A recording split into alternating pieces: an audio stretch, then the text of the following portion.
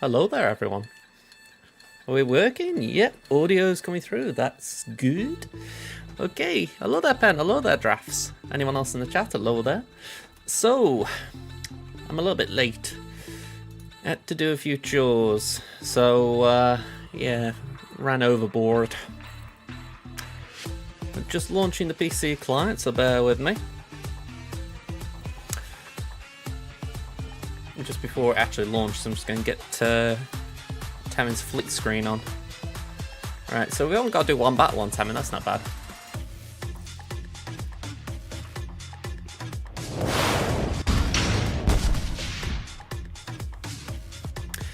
We got TW next, so that's, I think, starting now. Like, I don't know if the join period's active yet, but if not, it's going to be in a few hours. Actually, saying that, it's probably in a few hours, because we ended yesterday.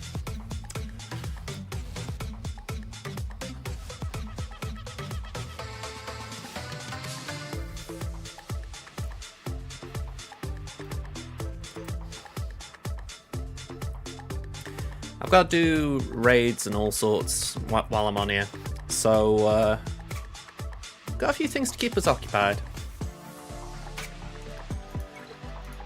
Yeah, I'll be honest, I was just completely out of it. I didn't attack on my main, so I didn't get any rewards.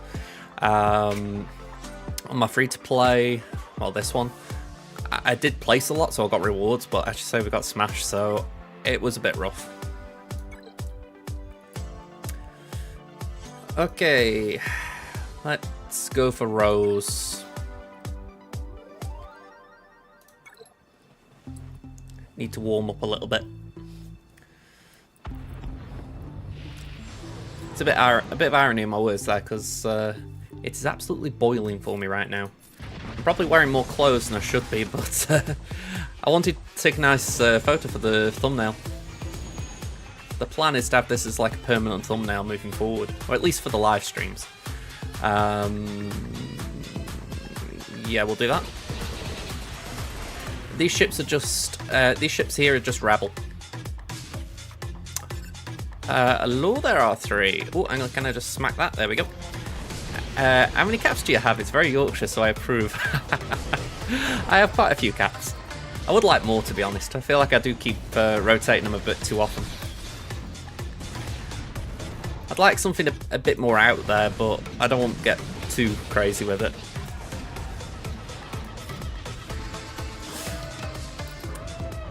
It's a little bit funny as well. I've been playing Fallout 4 and I saw you could have like it's called a newsboy cap, and I was like, oh come on, I've got to try and rock that.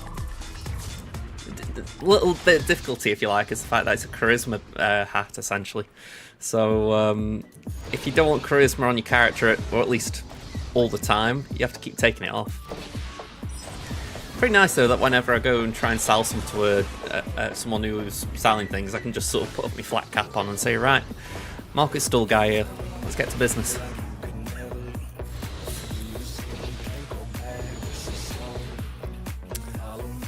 Let's do that. And go on, we'll smack it. Yeah, that's the general gist of it. Akbar nowadays is the babysitter for all the tunes that, for all the ships that eventually go to Profundity, or most of them.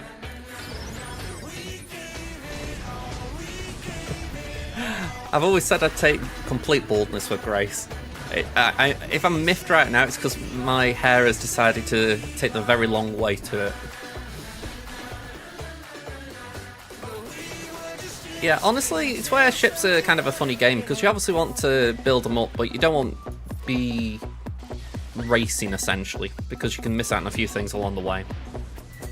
I completely agree, ships should be the priority, you know, you don't want to ignore them, but it's like, Home 1 fleet can be very good early on.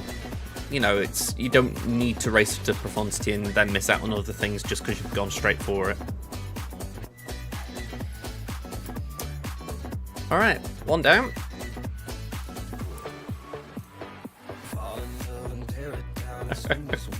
Yeah, I mean, it's like I say, I could take my cap off and you can, like I say, you can see here I've got a really I don't even know what you call that. It's not even a side parting, it's the inverse of it feels.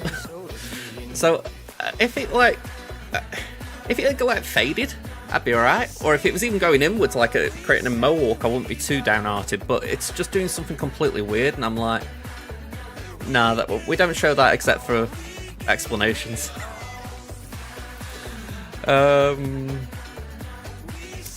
Alright, let's go.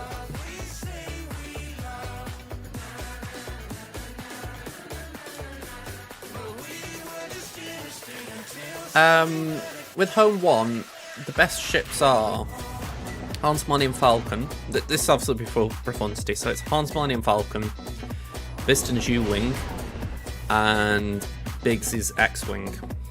And then after that, the others are good reinforcements. But ideally, that is the best starting 3. You could argue Outrider is as good as Biston from the start, but I never really use that. Well, it's like I say, I don't want to scar people when I show it, so I feel like a little bit of an explanation and warning combined is a good service.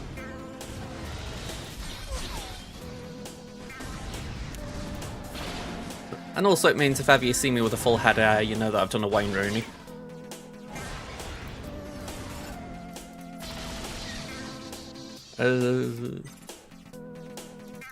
Go on, we'll do that.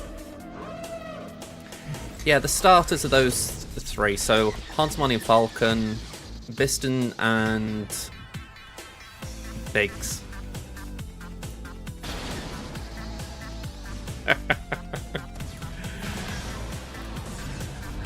You know, I don't mind that as far as the main reason I actually put the cap on is, if I just take it off again, my head's very shiny. So I try and keep it off just because with my lighting, sometimes it can reflect and the green screen gets all confused. So I don't mind doing it for a one-off kind of thing, but generally I do also have that added benefit with the cap.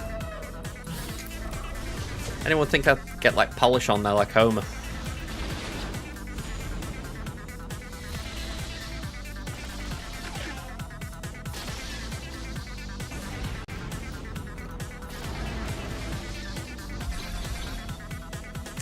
Alright, so we can say bye-bye to Mark 6. At one point I tried. I did actually try to shave it all off, and I just didn't go low enough. I think arguably because I chickened out a little bit, but I don't know. It was one of those where I'm like, it'll go on its own eventually. Eventually. I think my main concern, this is quite weird, maybe, but I always have that concern that if my hair's on show for too long, people will go, God, have you seen his hair? He looks like a bloody pervert. You know, it's like one of those, you see people sometimes and you kind of get impressions because like they don't look after themselves like that, and I think, oh, they people think weird things. Ugh. I'm going to say, yeah,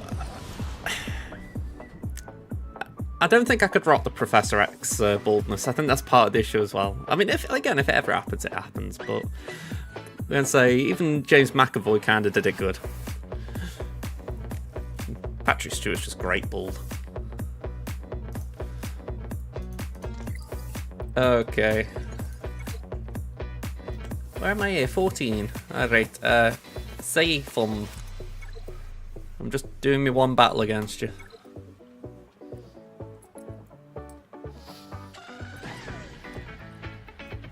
I have done zero planning for this round.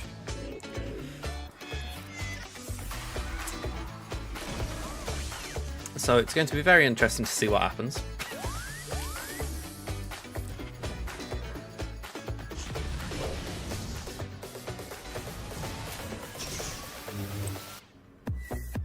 How much am I dropping when I get 80k?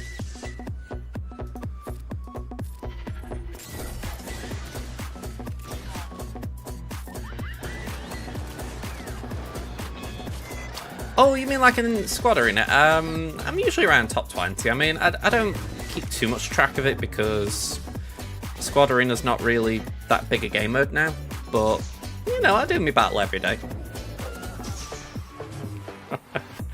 Yeah, we're going to try and avoid the Wampa versus Murder Bears. At least good Murder Bears. Maybe if they're all squishy and vulnerable, we might give it a crack, but we won't do it your way.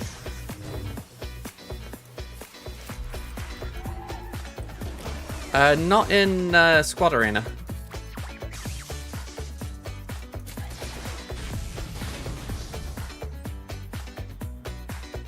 TL Cron. I'm sure we said that. Target lock Cron. Yeah. Got there in the end. It is where I have sympathy for people like Drafts who've just come into the game, by the way, for the fact that even myself at this point, right, I'm still sort of going, what's that again? You know, like, I got there in the end, TL, but it's like, hang on, acronyms, is there a character with TL? No. Oh, target lock, right. Okay, we got a Jar Jar owner here.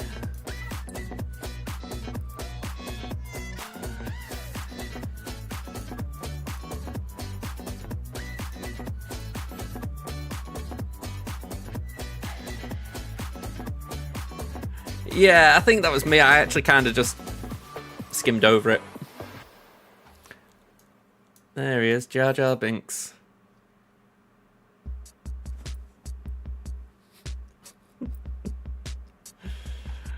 Okay. Yeah, in Chip Arena you get crystals, in Squad Arena you don't.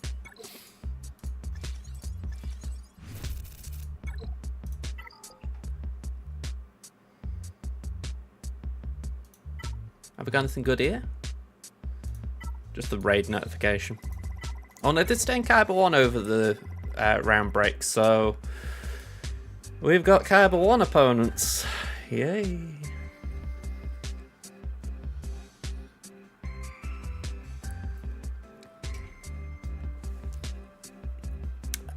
With my fleet here, I usually drop out the top 10 very quickly, whereas my main, I can sometimes stay in the top 5.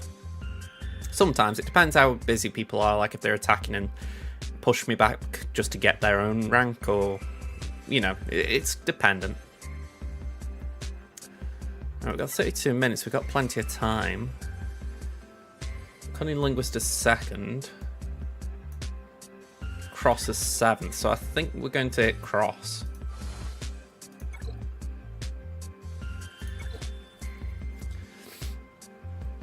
No, my main and my ult are in 2 different groups. So that just comes down to the fact they started around 6 months apart. I haven't, no. It would have been nice. It's funny, I did see the Phantom Menace in the cinema, but I was really young, so I can't remember the actual experience, if you like. But I do remember it. My cousin, he was the one who got me into Star Wars, and he'd sat me down when I was up where he was living. And yeah, he just said, right, we're going to watch Star Wars. So I was like, okay, fair enough. And it was episode 4, so you get the opening scene with Darth Vader coming out, and, you know, that was cool, I thought. But then we'll go to the cinema later, we're watching The Phantom Menace, and by God did Darth Maul scare me. I've said this plenty of times, I did have a poster with him, and for years I didn't dare put it up because the image of him frightened me. It was, you know, give him credit, you know, they did create a scary villain, I thought. Even if it's just visually, with tattoos and horns.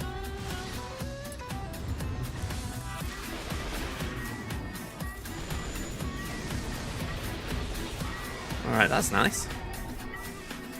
What are we on? 90% ult. I think we can afford to pass. Alright, you're looking at profundity, don't forget your drafts. Home 1 is different. I'm not saying Outrider and Y-Wing aren't good with Home 1, but try not to mix the 2 fleets up because they do attack in different ways.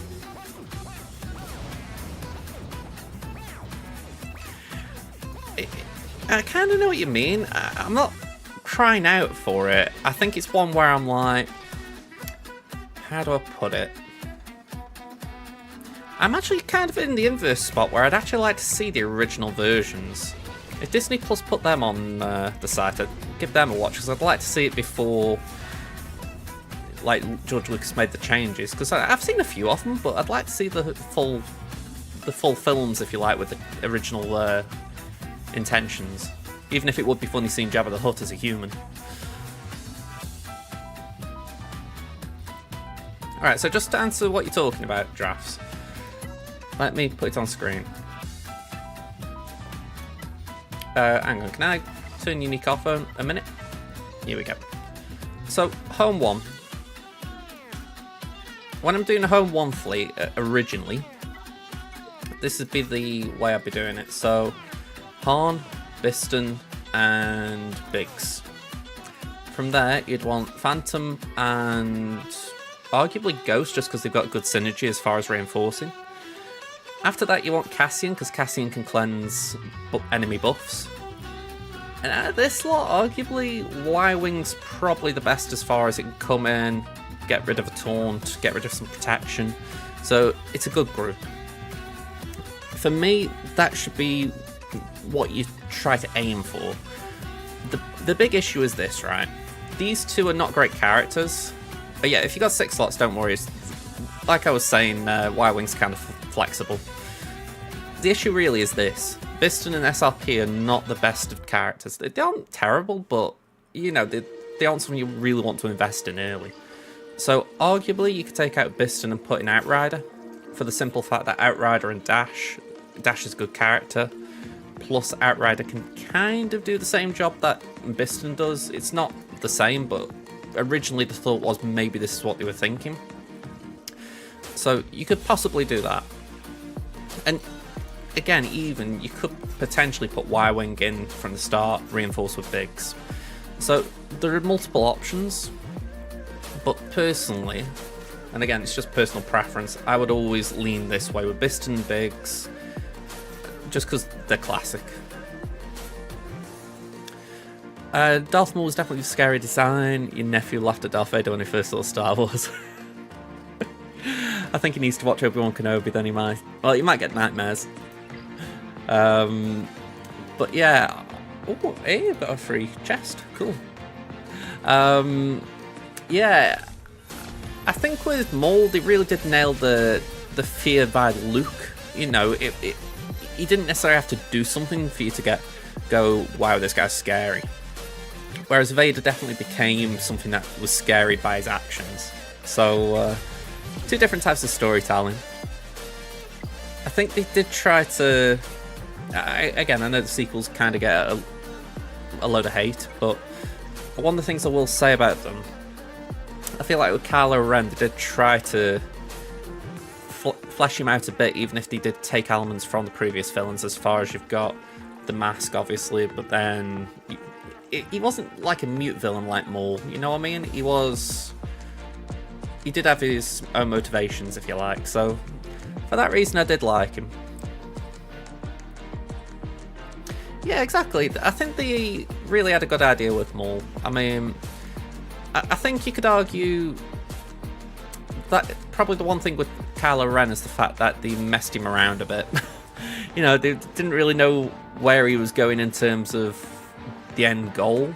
Like, you hear that originally the last film in the trilogy was going to be him being the big bad.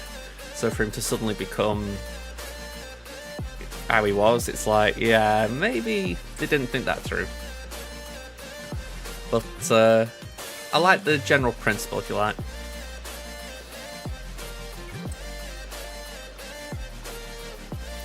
Yeah, I haven't paid any attention to that, to be honest. The backlash, I mean.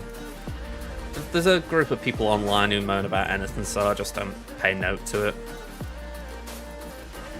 It's people just being angry in a vacuum. I'm like, what's the point in paying them any attention? You know, there are times when I've heard criticism, you know, like, again, I love the Obi-Wan Kenobi show just for the fact I didn't think it's a Ewan McGregor playing the role again. But I heard the criticism for it. I respect people's points on it. But for me, I still enjoyed the show. And I think that's where sometimes people can't take it, like, you know, they can't dislike something and respect the fact that other people might like it.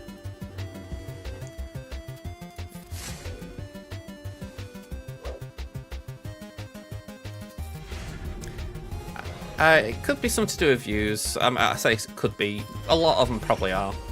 I mean, when I look at a YouTube... Sorry, when I'm on YouTube, sometimes I'll get recommendations for these sorts of videos, and I'm like, I don't want to watch it. You know, it's YouTube just pushing negativity, and I'm like, nah, I'm not up for that.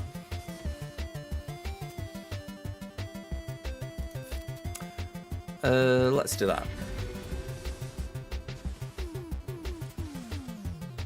Right, can we go here? I kind of wish I got one of these new crons that have come out. But then you see that and you think, do I really want it? Yeah, exactly. I mean, I'm not saying that these shows are perfect or anything, but I feel like they've all been good in their own ways, you know.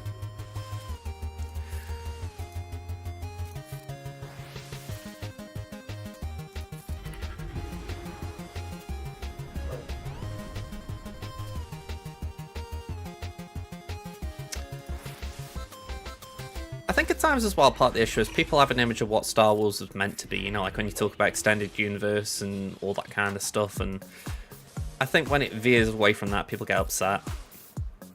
I read bits of it, like, I've got like a bunch of Diagnostini volumes in my cupboard, you know, and that had stuff like Darth Bane and all that kind of jazz, and, you know, it's always interesting reading them, because it's like, okay, this is what people thought would happen, but, you know, when they come out and say, right, we're not doing this, I'm like, fine, that's how it is, you know, that's kind of now the what if universe, if you like, what could have happened.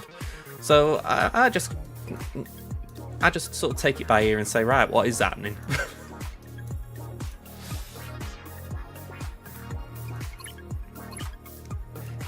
You see, I just don't get into any of that drafts, honestly. I just don't get into any of it because, I'll be honest, half of that to me just seems like BS that people come out with.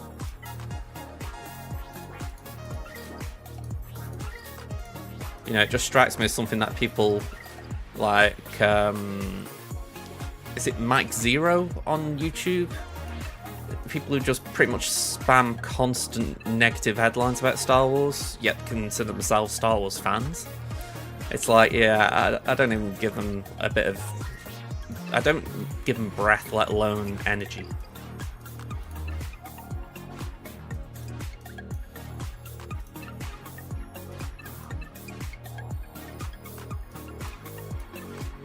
Okay.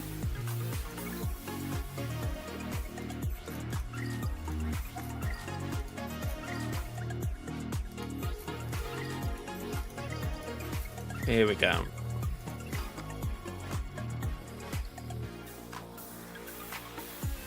But I go back to it, a lot of the Kathleen Kennedy stuff comes from those type of people. You know, to my knowledge, the majority of what goes on, she just oversees it. She's not like some overbearing figure who just pokes her nose in left, right and centre.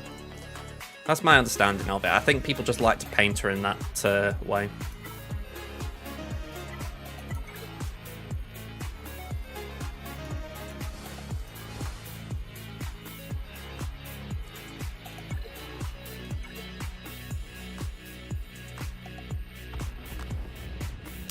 Yeah, I mean, when you think, right, when The Phantom Menace came out, obviously I wasn't part of this, but there was uproar about the idea of midichlorians and all that kind of stuff, and I'm like, I love the fact that in the time since then, they've really expanded on the notion of, yes, there is a way of measuring the Force, which is midichlorians, but it doesn't mean that it's any less mystical, it's just the fact that it's a way of seeing the Force potential in someone, you know, and I'm like, I do love that. I think it just kind of shows as well that some people can just jump the gun a bit and go, I hate this, when in fact it's like, just chill.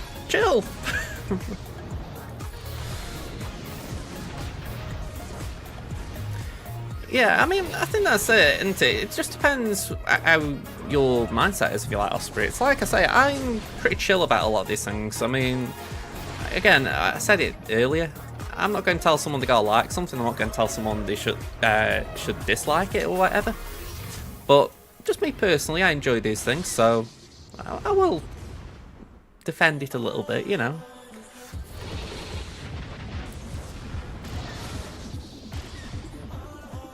Turn order. I think we can afford the AoE.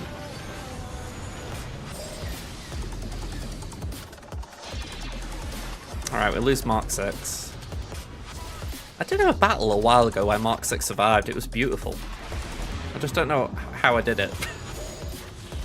Maybe it was RNG, like I didn't get hit or something.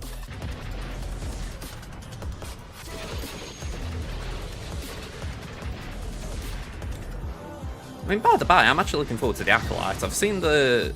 I've watched the new trailer, but I try and make a point of only watching them once, as far as I don't want to know too much. You know, I think if you overwatch them, you can see too much of the plot.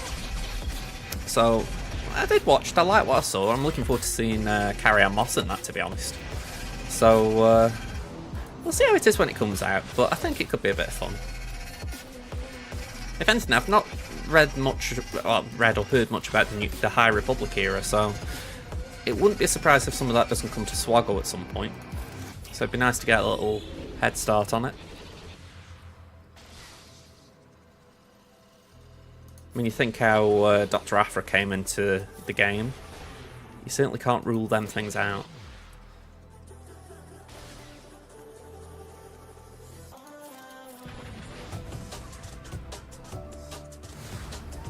Okay. I think we're doing alright for time, aren't we? Yeah, 19 minutes. Doing more than fine.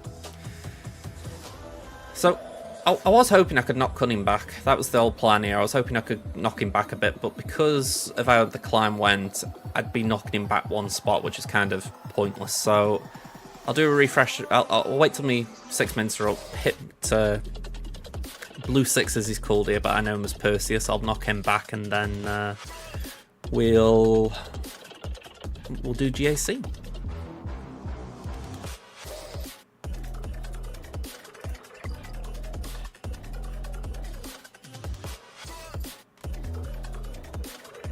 Yeah, again, I can respect it. I mean, I've seen a few people in my guild's server just sort of saying they kind of get fed up with a few of the quality issues, if you like, with some of the Disney Plus stuff in particular.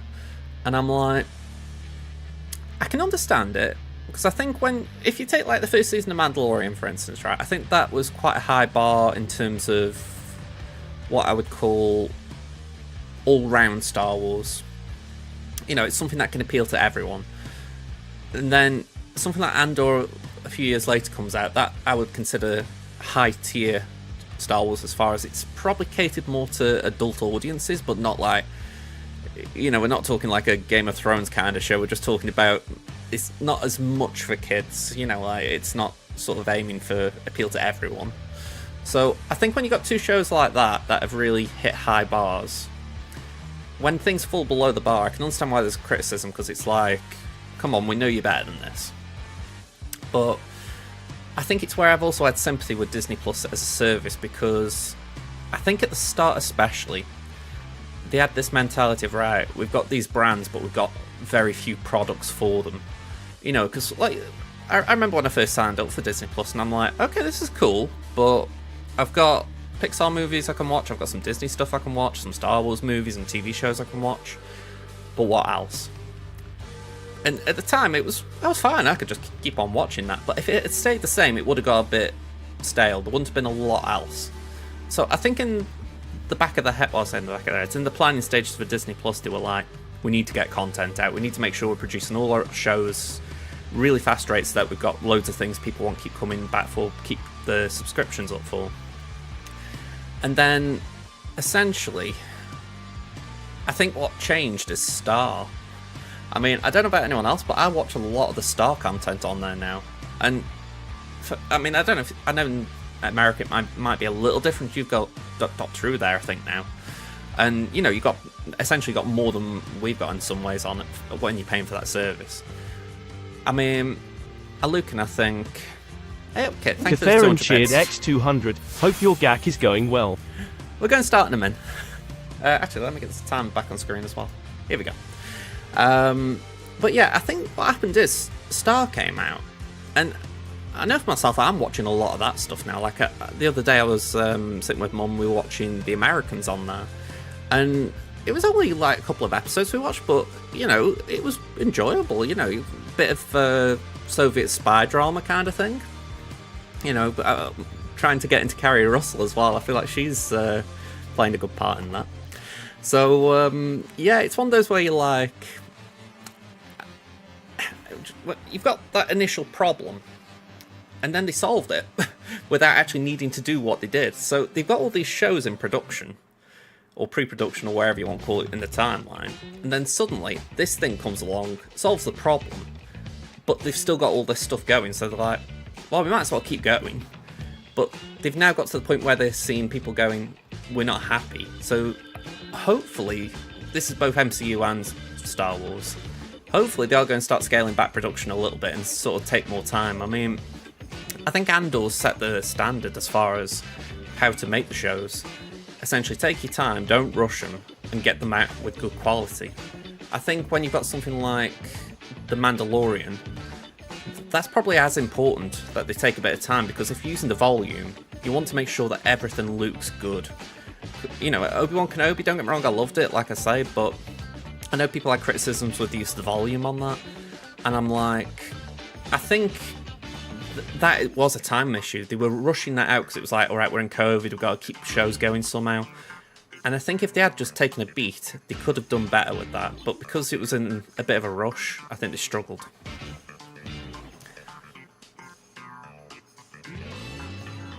Yeah, I'm going to agree with that on Marvel as well. I mean, again, I really feel like I'm sort of criticising when I say it, but I do respect what other people have been saying, that it has felt rushed at times. I mean, I watch Marvel stuff with my mum, and I do have this impression from her that she's a bit like, alright, I'm a bit sick of the superhero stuff now.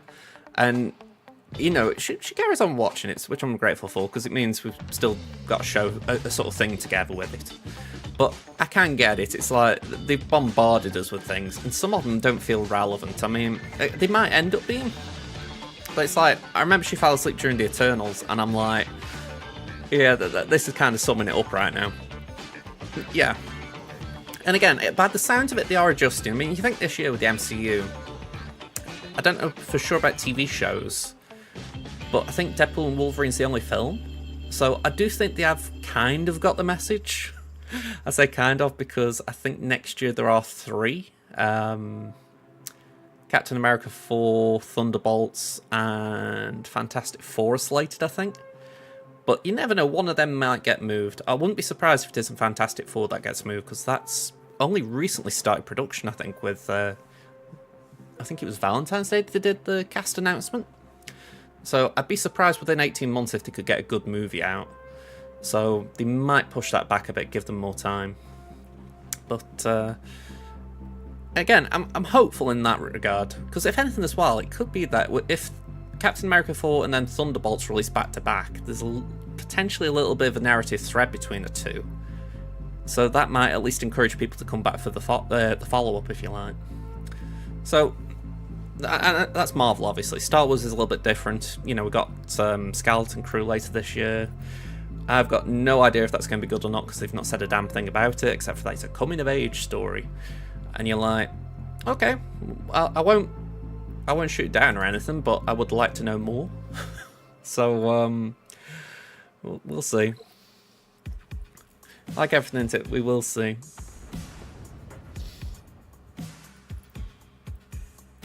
Okay, let's do that.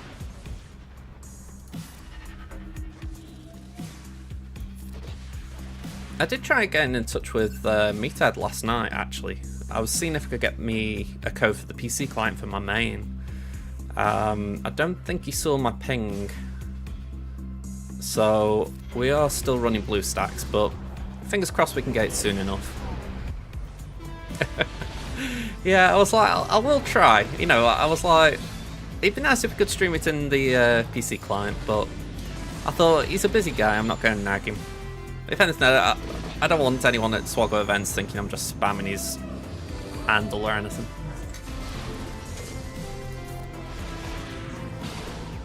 Ooh, let's do that.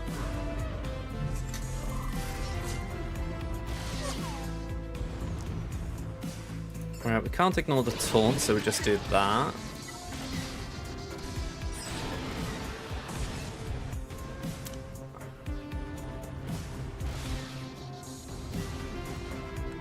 We haven't got any bombs on Han at least, so that's something.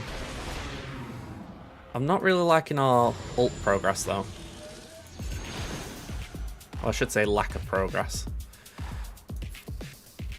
Let's pass that there. Let's do that. Yeah, I've got to admit the Gungans have felt a bit like that. I mean, when you think you can just use any team as long as it fulfills the other 3 feats, it's not too bad. What I will say though, I honestly thought they would do what they did with the Mandalorians when they first came in. It was like, complete the battle with 4 Mandalorians. You know, I thought they would have done the same, but they obviously wanted to try and encourage getting the Gungans.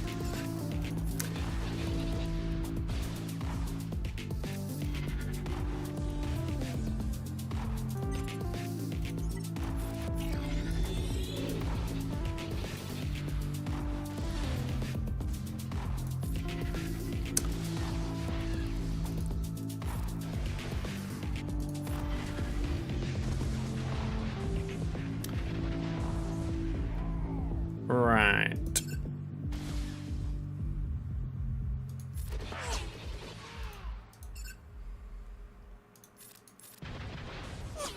You know, I go back to just TV in general for a minute.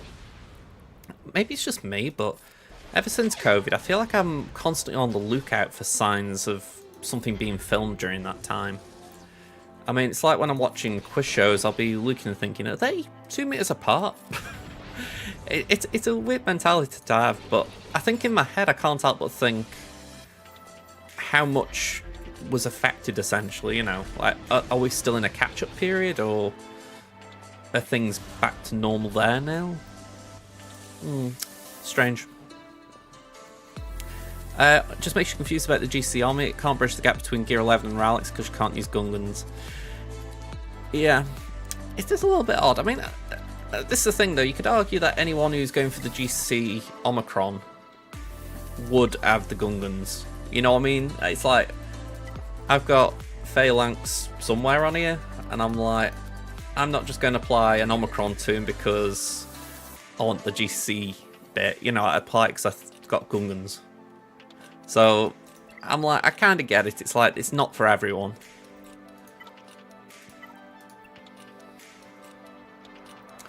Alright, I want to just try this very, very quickly.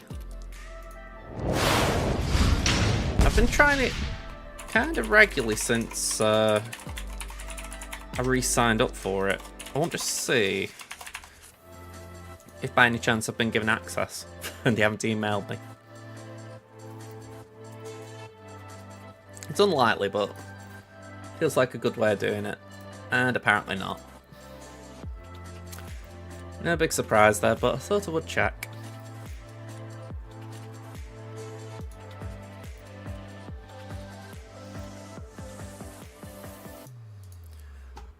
But yeah, I don't really get it. I mean,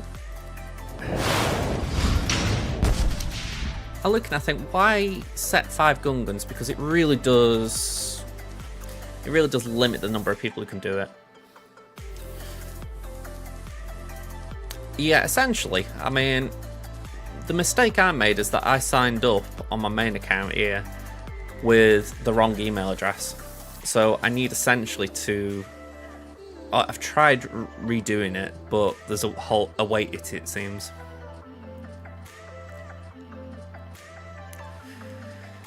I mean, I'm not too bothered by it myself. I mean, how I view it, I'm going to do the same as I did with the Gungans. I'm going to open a few gamble packs just for the fact it means I'm getting shards. I'm getting I'm getting the shards, and I can get a few car attack every day. You know, it's literally 2 a day of each, but you know, it's better than nothing.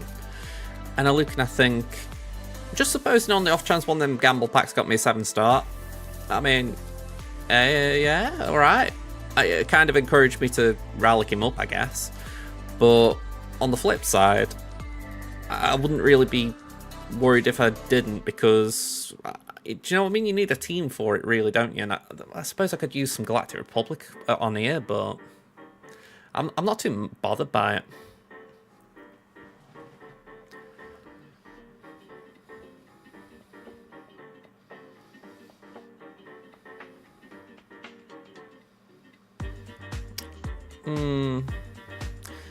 Yeah, I mean, I think that's the thing as well.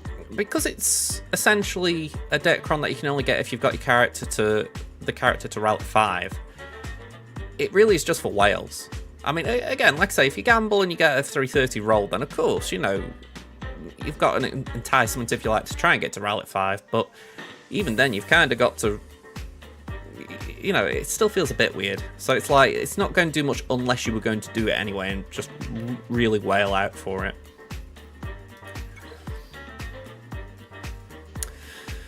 Okay, round 1. We're up against Gorsum Zesso. Just to clarify, I went 2-1 on this account last week, and Crimson was 0-3. Yay. So, hopefully we can get off to a good start here. Hopefully. Let's show you the compare. So, we're 600k behind. 38 Zetas behind. We're 1 Grand Arena Omicron behind. We've got Relic disadvantage, 17 and 18 on scores respectively. Datacron disadvantage, it's 10, 20, 32 Datacrons to my 24, I think. So yeah, a bit of a difference. But we are ahead on the mod scores, so that's something. I mean, again, I've said it before, I really do like the 25, so I think that's good. I think we've got a nice little advantage there. And we're probably going to need it, because when you look at the rest of the things, we aren't doing great. We've got an old GL opponent again, so yay. One advantage, I've got Afra, they don't. One disadvantage, they've got Third Sister, I do not. So at the very least, we've got Taran, Bane, Cal to match theirs. And yeah, just to confirm, we have got all the ships between us, so no surprises. Alright, I mean, as far as the bulk crons, I didn't mind them. I didn't feel they made too much difference, because if I'm right in the bulk crons, there were always offense in there as well, so it felt like even if there was more health and protection, you had more ways of punching through it, so that didn't bother me too much. Okay, I've made one change on my main.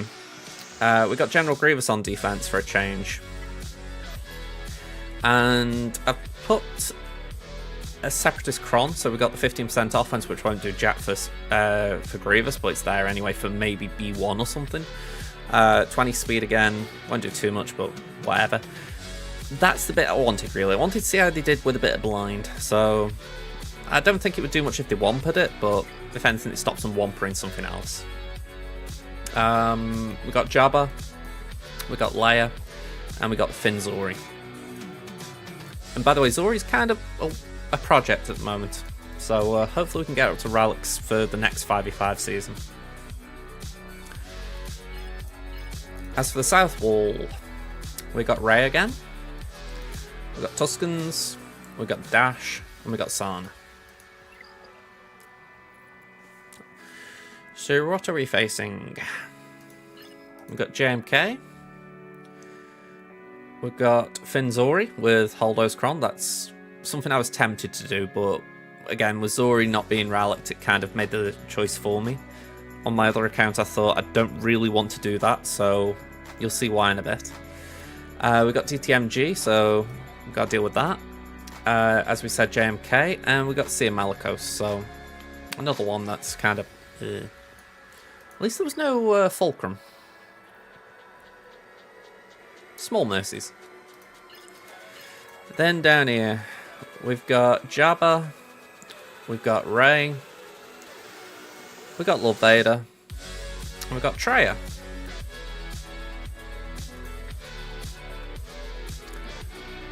You're afraid of Bulk Leia. She could be tanky to get through, no doubt. I can't say I'm relishing the thought.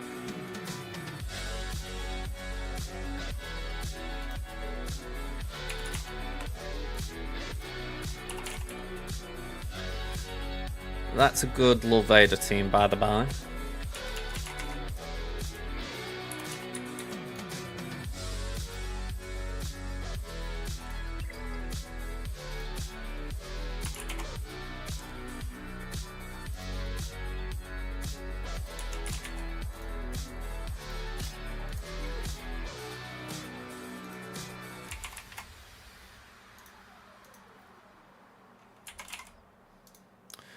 Okay. Put that back on. So, I'd actually say this is one of the more difficult defenses I've had in a while. So, I'm not entirely sure what I'm going to do. If Leia's back here, I'm dead. You know, I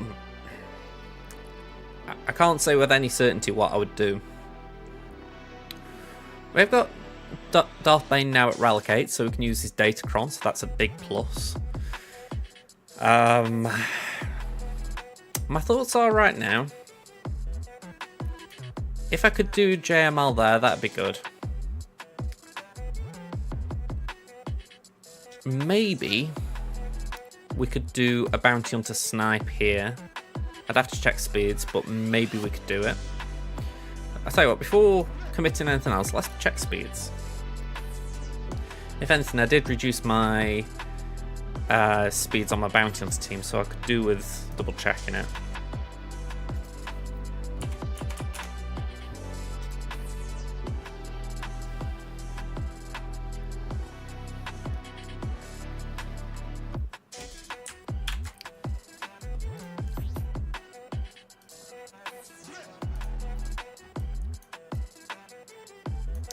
Okay, so their cat's 350.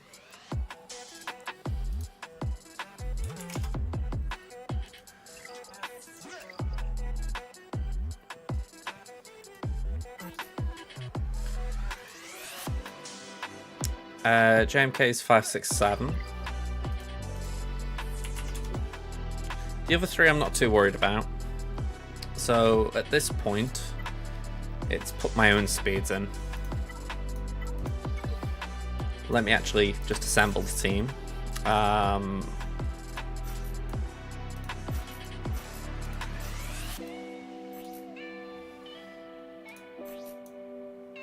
263.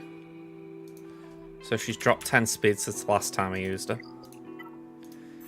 Zam is 261. That's quite a drop for Zam. She was 300. Grief is 322, so he's actually got faster. Which makes me think Bosk might be faster as well. Mando is 262. And yeah, Bosk is 323. I was pretty sure that would be the case. I didn't think I would have made a mess of the speeds that much. So Mando's not the slowest on the team. Effective speed is 324. So Zam is going to be slower. But Bosk is faster than Cat.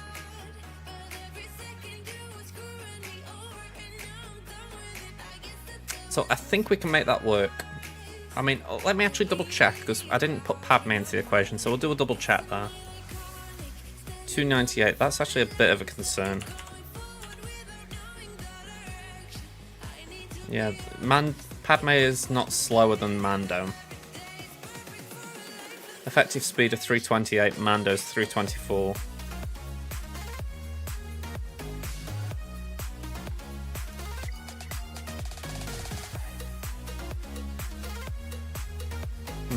Could be a little problem, that.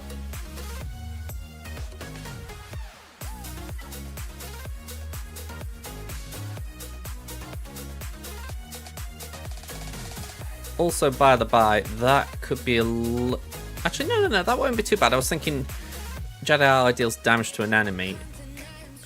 Ooh, actually, yeah, come back to it. Ahsoka could be the problem if she ability blocks someone who I don't want ability blocking.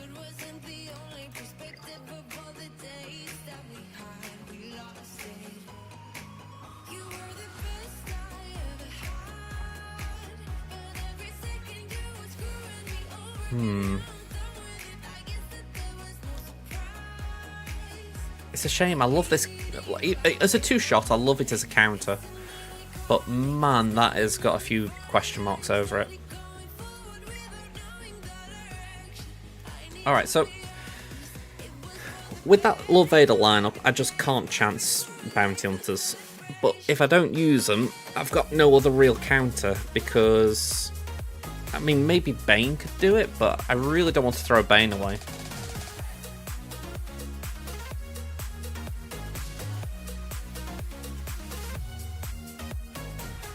We've got Slacker for Jabba. We've got Starkiller for Rey.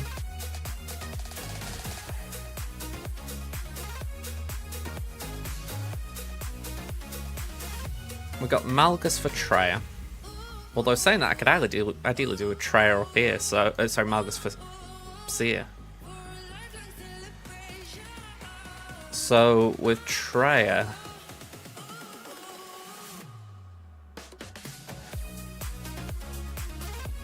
we may need to try gas. Oh, saying that, I need gas for clean that up.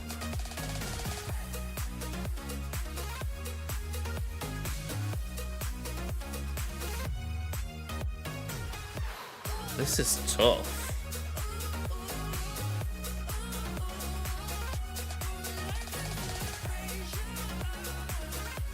We got Adrad there.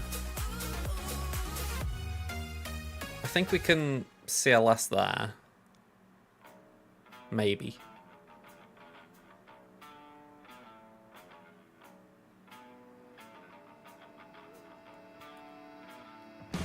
Maybe we could do Mando against Traya.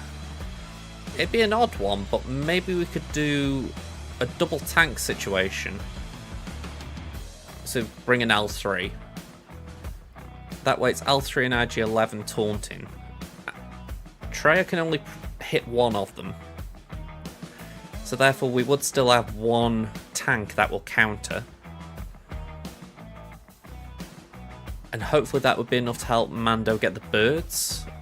And we can just insta-kill one of them.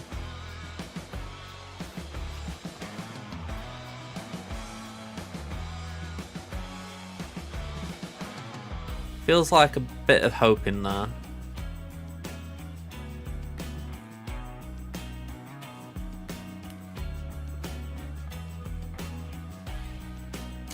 I don't know if anyone's got any thoughts here, but I'm not overly optimistic here.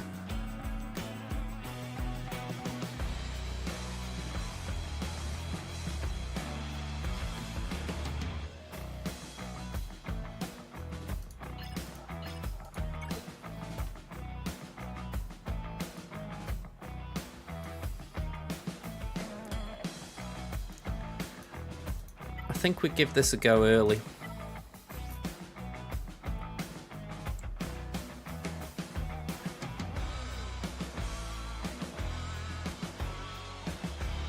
Alright, that's a concern with this idea. What's the point of having a taunt if they can ignore it?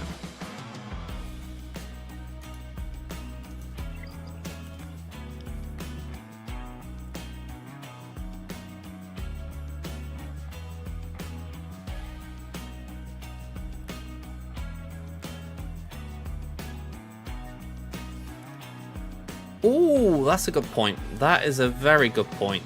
I completely forgot about doing it that way. Although, I put B2 with GG for idiot reasons. I don't think Afra could get away with that.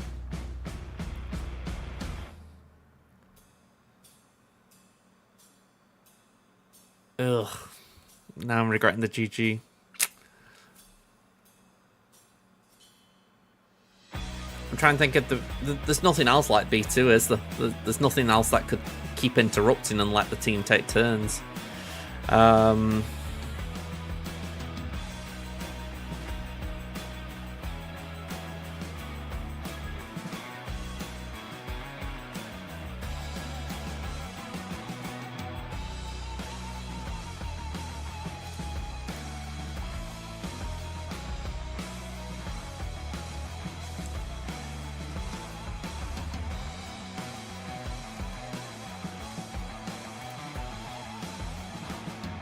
I'm trying to think if there is some form of counter I'm not thinking of, but I just don't think there is.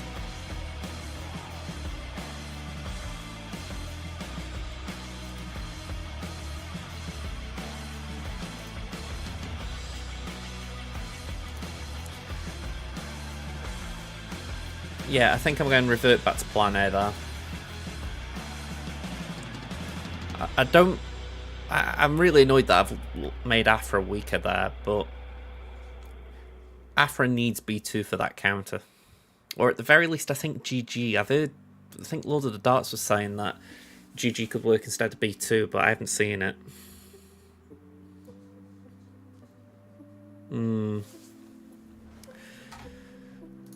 Let me have a think through this. My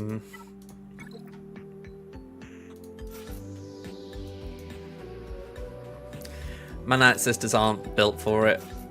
They've got... let me just bring them on screen somehow.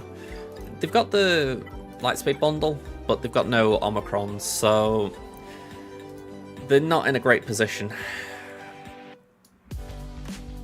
I'm fairly certain they need the Omicrons to do anything against Jabba. Well, I'd say Omicron's really merrin, but Sarge is kinda nice.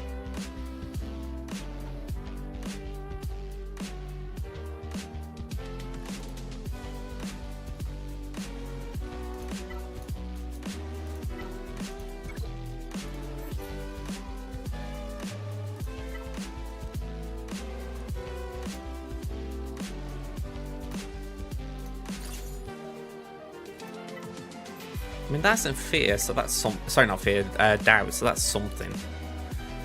The downside is, Nihilus will just put dots all... Well, not dots, health down all over the place, so... It is health down, isn't it?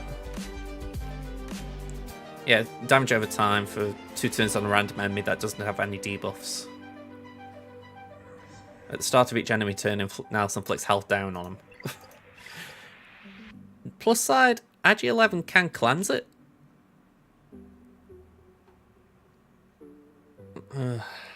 I'm not happy with this though.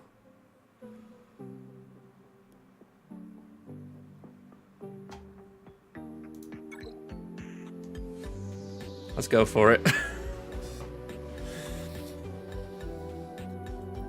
I've just seen we're on an ad break. Sorry about that, folks.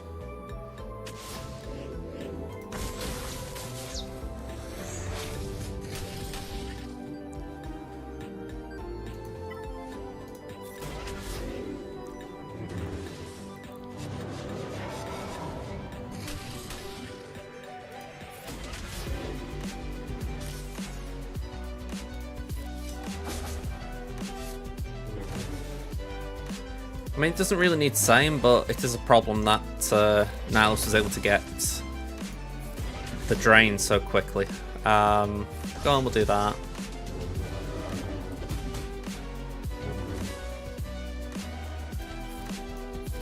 Could do with trying to keep IG in it. No, sorry, not IG, Queel. Alright, let's do that. Oh wow, that was a pretty big hit.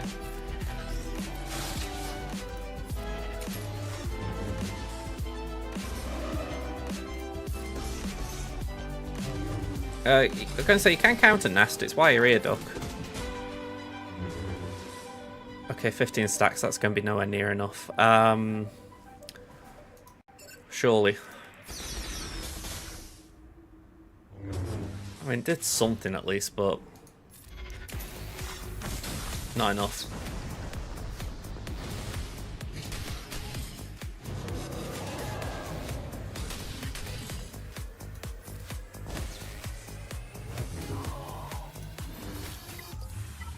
Okay, that ain't going nowhere.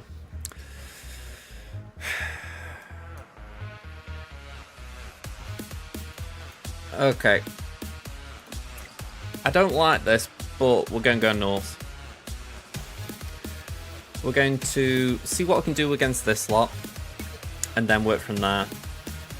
So, we'll commit to the 2-shot, see how it goes. It's been a while since I've done it, but I remember not to do certain things.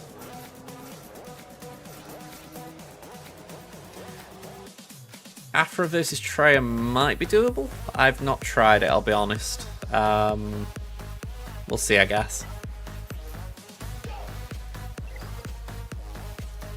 Is there a... what you call it? I'm trying to think what you call it. A dispel one, like start a turn dispel debuffs. Okay, so that would be outflip Mando got debuffed.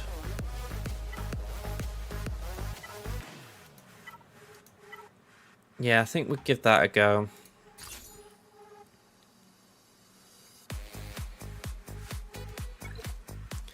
Alright, so we don't taunt, we just do the mass assist. No taunt. No taunt. Edna mode. No capes. No taunt. And that... We completely forgot about that.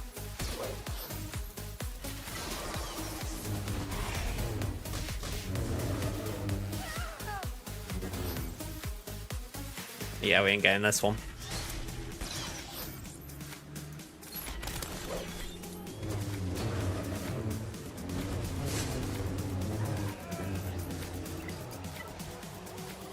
Alright, this is grand. This has been a great start. Let's go here with Malgus. It's safe to say we ain't clearing 2 walls as far as we ain't getting down south. We can do one or the other, we can't do both. I think we're going to put Marauder in here. Yeah, not a grand arena so far. Say Afra can beat Trey, maybe we could then do Bane against Lord Vader, and from there just pray that the battle's nicer. The whole reason of holding Bane was the fact I've got a feeling something like Leia could be there, but I may just be imagining. It's not always the wisest thing to save things on a hunch, but when you've only got a limited number of GLs, sometimes it's worth trying off meta before you go for meta.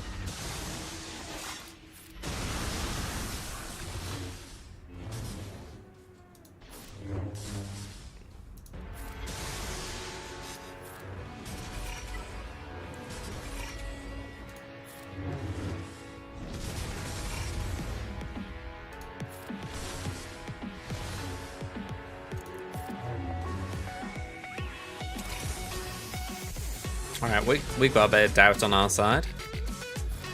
Good to know, I guess.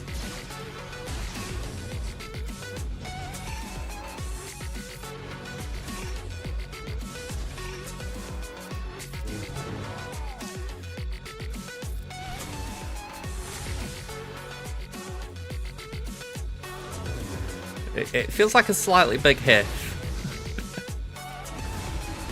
I mean, we'll take the first turn, so that's something.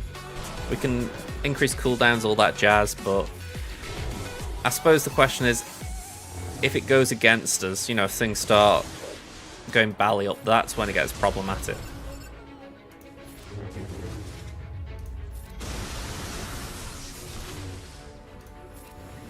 It's like with Bam there. My hope was, at the very least, I could get 20 birds and get rid of Treya, because then a cleanup's not that bad. But yeah, 15, it was just too little for her. And I'm pretty sure with 20 we would have done it. It was just a very nasty cron for that kind of situation.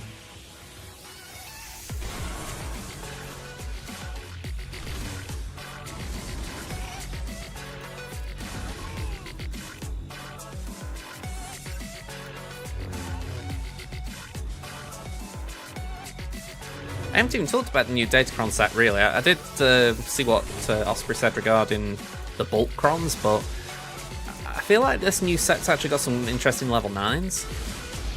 Like Ninth Sister, I think could be useful for myself. The Special Forces Tire Pilot, I'm looking forward to. I mean, I've got Relic 5 because of the bundle here, but on my free-to-play I might take him up 2 relics just to use it. I'm trying to think who else was involved in it. Padme could be pretty decent. There are a few good ones. Yeah, a few nice little lifters.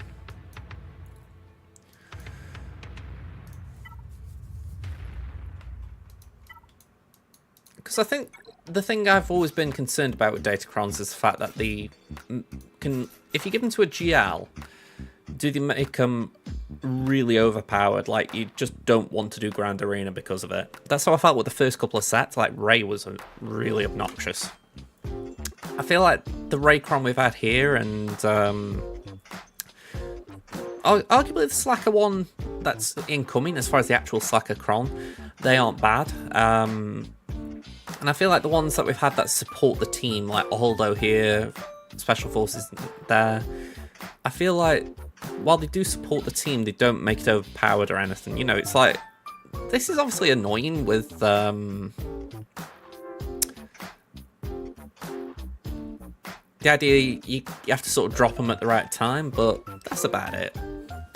It's just annoying.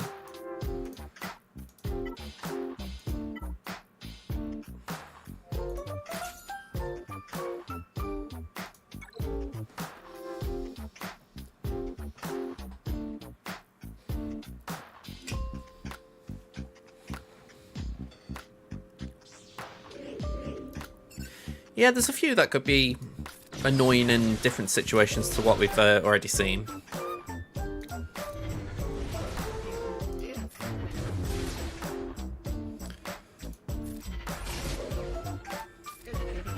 Right, let's do that. And honestly, I want to try and get 3 stacks of translation onto 3PO and Chewie, just on the off chance we can keep spamming that AoE. Not this one, but the other one.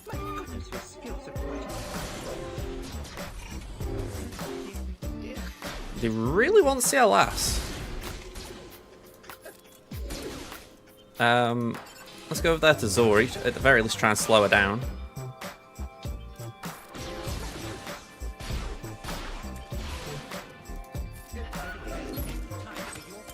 Oh, great.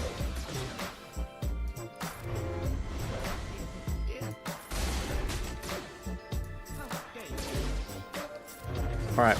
Oh, of course we can't get him all, we can't get him down because of the bleeding Kron. Alright, we're working on it. Just kind of annoying when he can keep healing.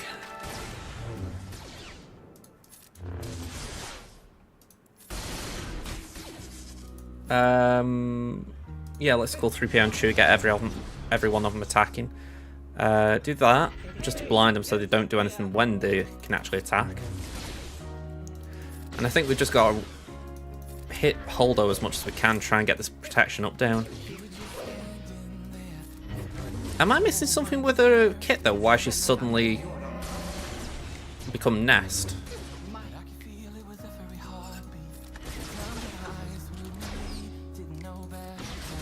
It feels like I'm fighting Nest all of a sudden.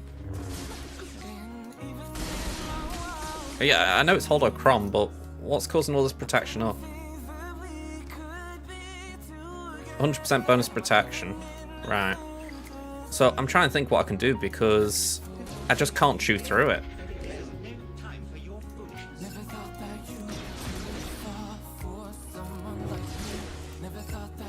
I feel like I needed to take a turn.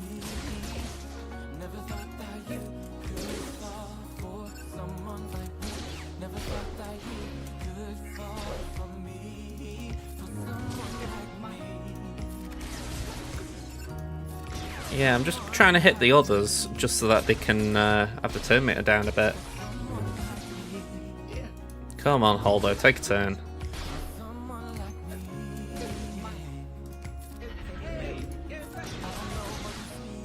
Alright, okay. She's out. Don't think for long.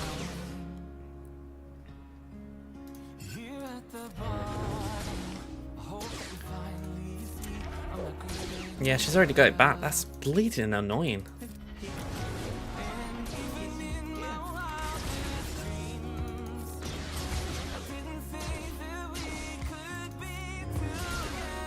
Yeah.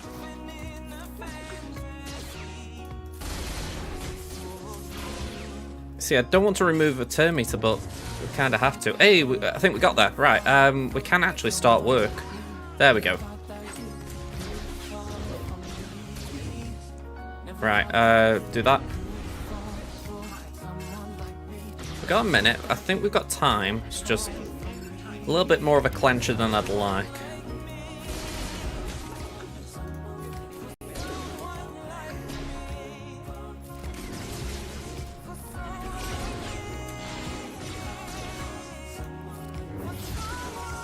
It's more than I meant to then, but we should be okay. Okay, we don't have to go for her. Give that to 3PO and Chewie, 40 seconds. Zori gone. Okay.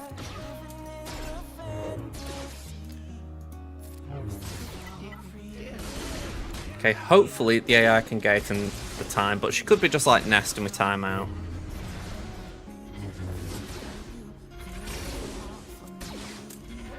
No, which is fine. 64 banners. Whew.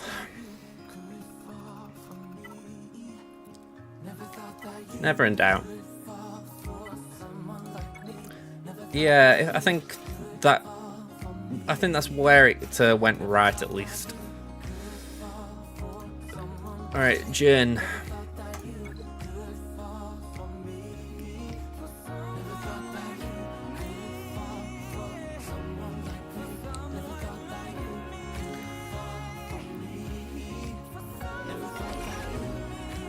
You know, I can understand in a little bit why people like, forgot his name now. I was just coming out with this and I forgot his name. What is it?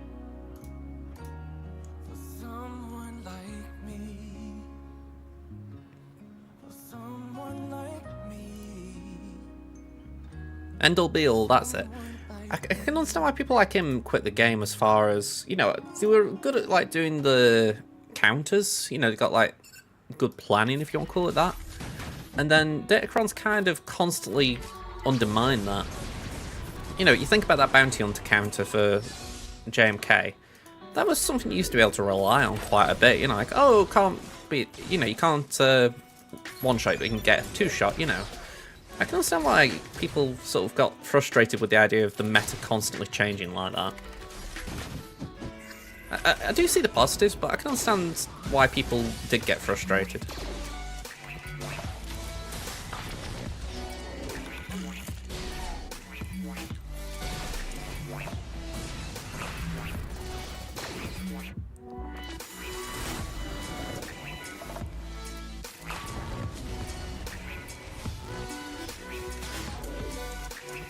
Can we get rid of this guy?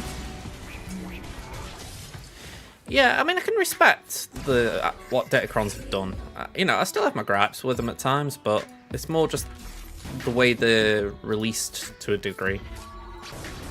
I can understand the reasoning and all that, but it's like I say, I just think it's a shame when there are people who are really good at cracking a counter, and then suddenly it's like you've got to essentially do that on a 2 monthly basis, it feels.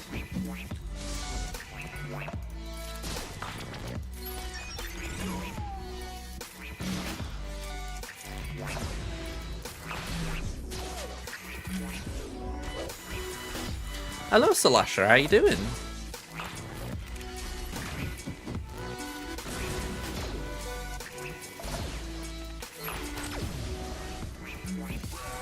There we go.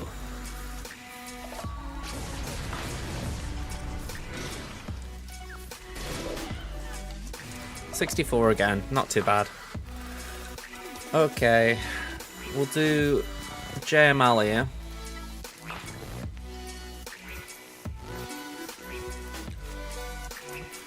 And then let's just jig this around. It's JML on JMK, Afra on Treya, and Bane on Lord Vader.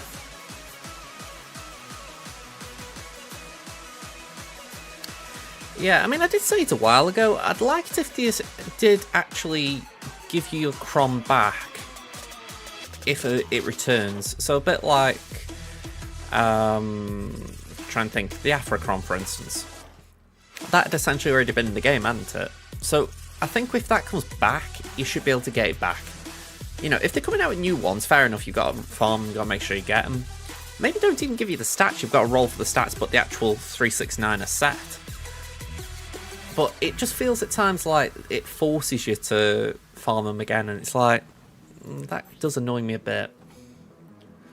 More so when you know a cron's good, because it feels like you've done that deliberately.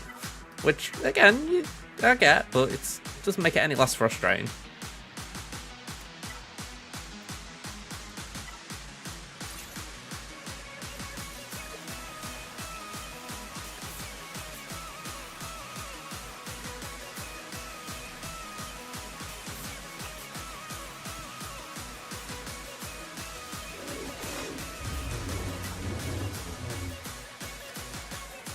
Okay, we'll do that.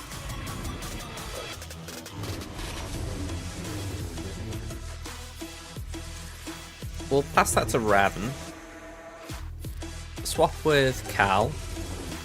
Cal can do his basic, and we'll go on, we'll put Armor Shred on the tank. Then we'll mark Kitty Cat.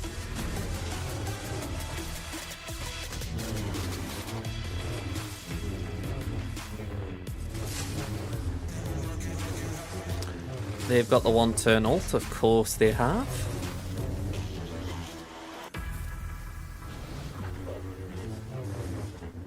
Right, stun the sides.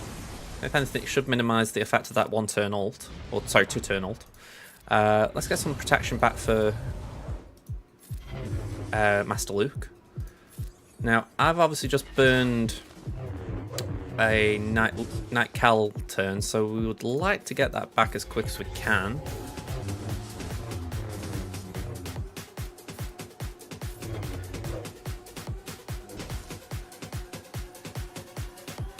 We're going to do the AoE ability block, that's nice. Yeah, we could really do getting Night Cal going, so we'll pass that over to Raven. And then we'll swap back to Cal. And basic again. And again, I'm going to do that.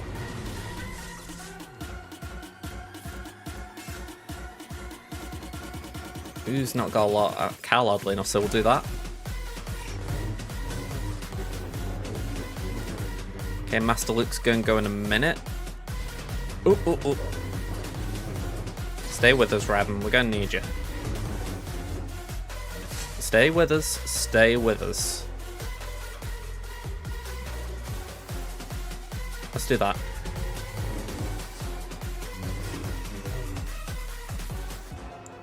I can't ignore taunt. Let's just do that. Try and get Luke's ult. There we go. There we go. We could still lose Raven, but I'm just hoping we're in an okay position. Yeah, we're going to lose Raven. Okay. It was decided. They wanted a pound of flesh, and we have to give them what they want. See, it feels a waste doing that when... Yeah, I'm going to get rid of that. I know that's a little bit counterproductive when you really want Cat, but I'm looking and thinking, even though it's just got healed, it felt like a complete waste when she was in the red. Oh, and you little swine. Okay, now I'm having big regrets over that.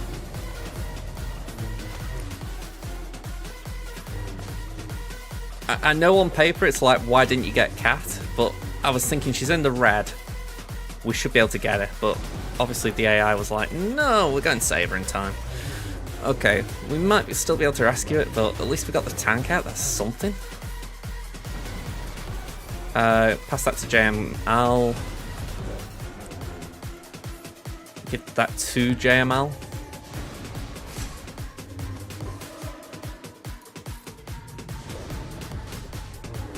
One turn ult incoming.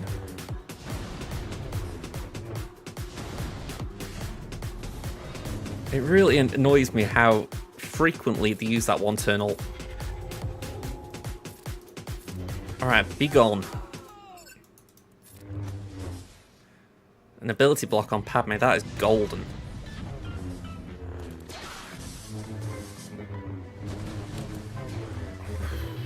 "45 seconds. I don't know if we can do this in time. Actually, full auto. I'm going to hope the AI is quick enough on its own. Side's gone.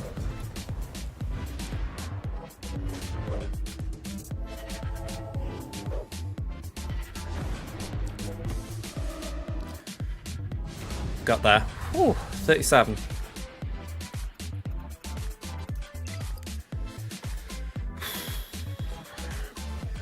I'm huffing and puffing with this, but it's also hot. So, combined the two, it's been a fun GAC so far. Right, let's throw Afra at this and see what happens.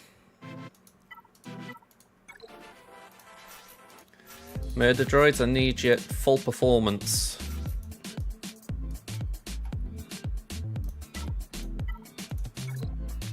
I'm saying that I can throw in Vader.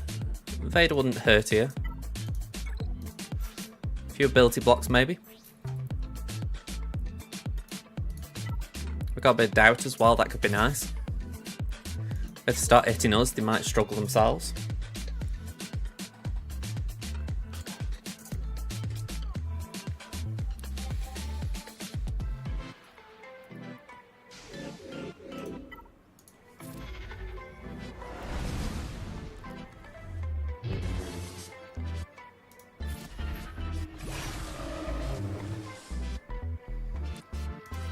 Alright, I feel like we've got to get Treya out as fast as possible.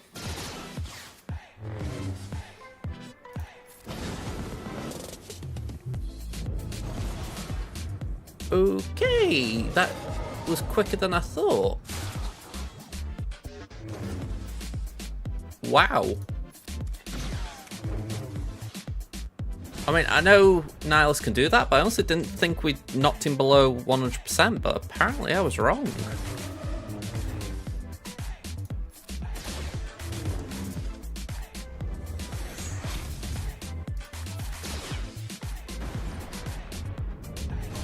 Wow. Okay, this is just a full-on retreat. Yeah, our chain got yanked good and proper there. It's got to be Gasman.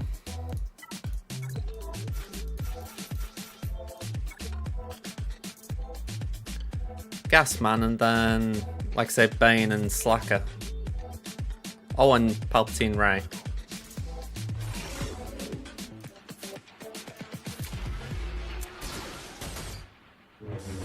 Okay, so we do what we didn't do with Afra and make sure we don't hit Nihilus in any way, shape or form where possible. So avoid AoEs. I'm saying that, I need to put one out to try and make sure that Treya doesn't do Isolate. I don't know if that crit. Oh crap. Okay, well, gas is down, so that's kind of okay. I mean, ideally we could get Nihilus now while he's exposed. There we go, okay. Whew. Right, see you well out.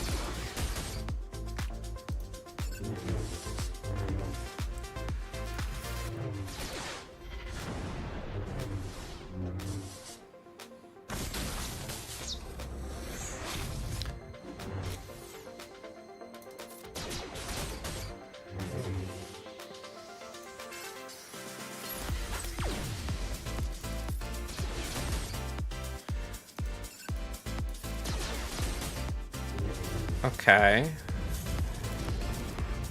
That doesn't really do too much to us except for just debuff us to lack.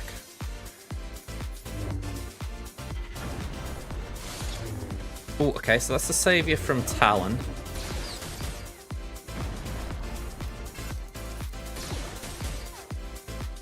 Form up just so there's no debuffs.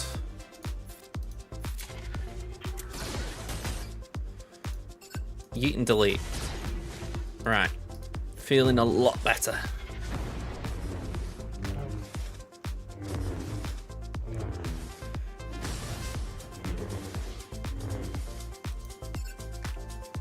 So I'm already feeling like there's lessons to be learnt with this round as far as moving forward. We've got a few things we know can and can't work.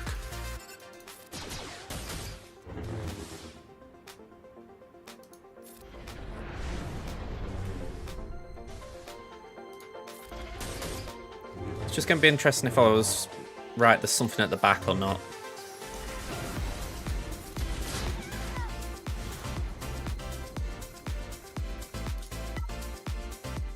Okay, Sith. Bane. Assassin. Bane Kron. At the start of Bane's turn, all enemies gain accuracy up advantage and health steal up, or until they receive damage. Summon the Sith Trooper. Gains a stack of Siphon whenever he's critically hit, so that's the advantage bit. Whenever he uses Essence of Dominance, also Siphon critical damage. Deceived enemies deal 25% reduced damage. Okay, so that's not much. Okay. Yeah, for sure. I can throw and stab that. You know, stab can just die. Might even throw Newton there.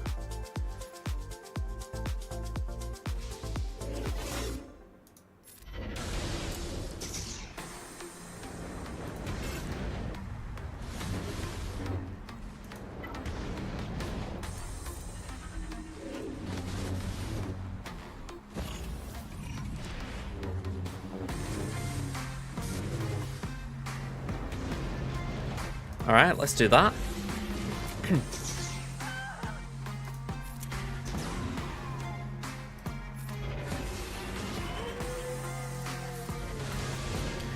Yeah, I think it'd be safe to say that Bane is a monster.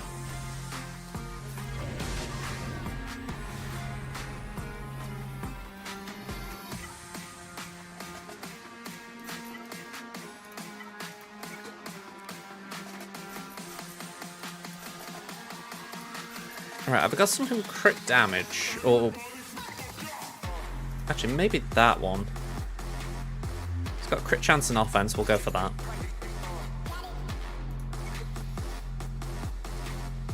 Are we in an app break? I've just seen it.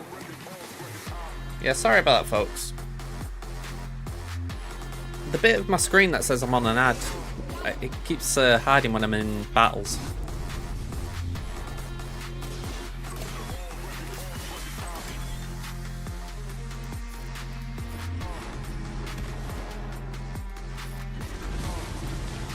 Oh, you didn't get an ad? That's not bad then, Salasha.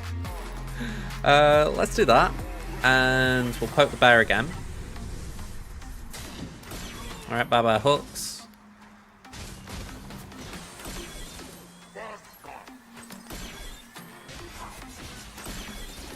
Yeah, Bane's definitely the pain train.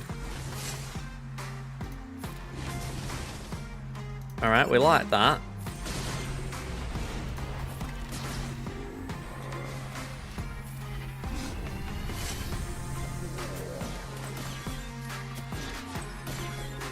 Okay. Let's stun if we can. No. Don't know why I say these things. I've got jab on myself and I know I can't be stunned. We're going Siphon because I think we'll get enough health back to avoid a few hits.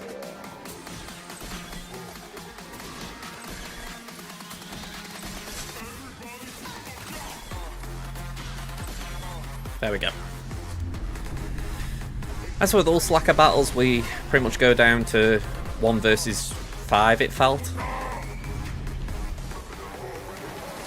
Jabba wasting an ult, that's nice as well.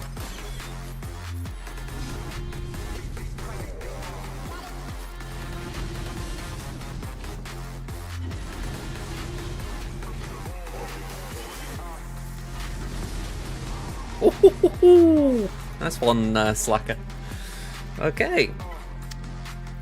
So, EP. We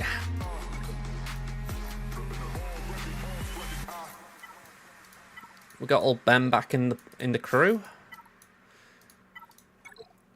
And we'll put these two in. I do need to well, first of all, I need to get my words out. I do need to build up another Jedi tank. And I think it was said last time, Plo might be the one. The only reason I'm hesitant on committing right now is the fact I've got so many bloody different farming projects right now. It just feels wrong to be committing to another one.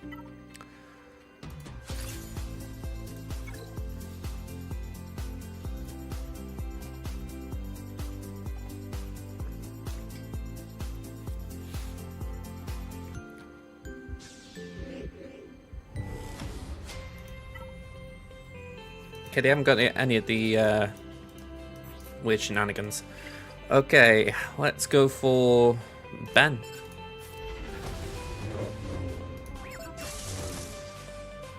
Yeah. I mean, I don't know what I'm expecting Master Qui-Gon to be. It's like, it's such a weird tune to bring out anyway.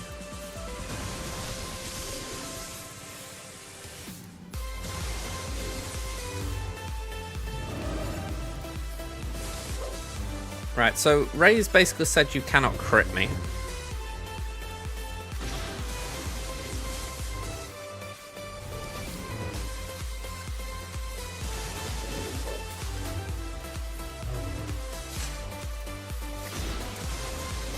At least Ben's down.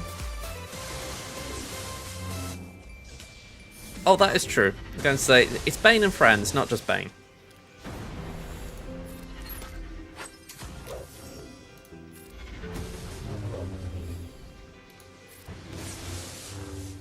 Okay.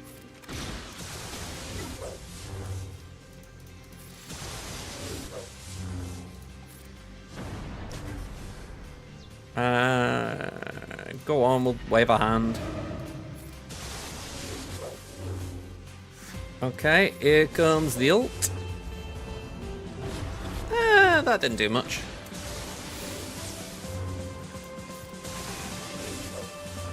Okay, can we get Ben?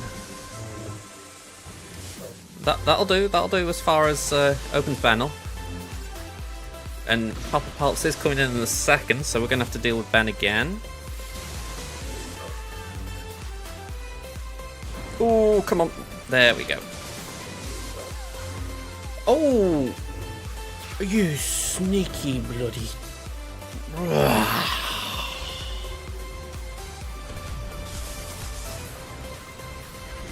Revives. Oh, you're a jammy bloody git. And because Ben's... not Ben, Starkiller's got healing immunity on him, I can't bloody do a thing. Yeah. Maybe if luck is with us, which I'm not saying it is, but maybe Visas can get a revive. Nope.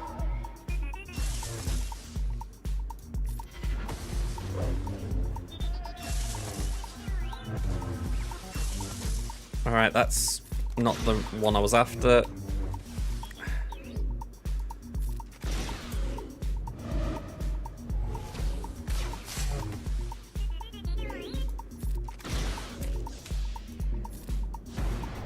Yeah, we're dead. I haven't got Sidious here, so can't even do that.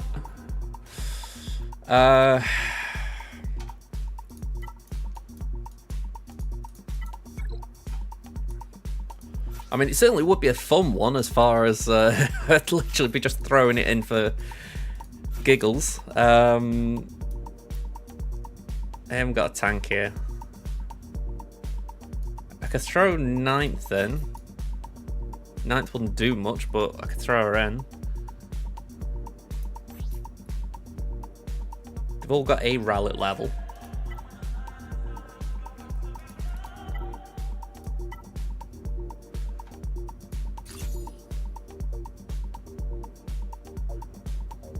I'm pretty sure he has got anti-GL synergy with his allies. I'm pretty sure he has. So let's just see how this goes.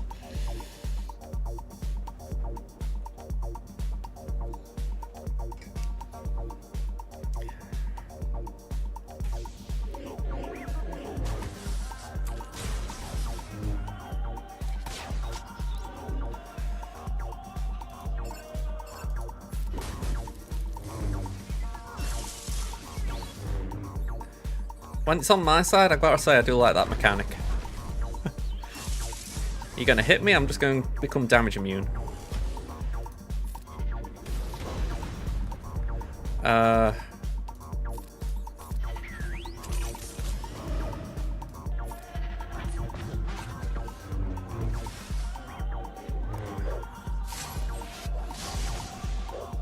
Okay.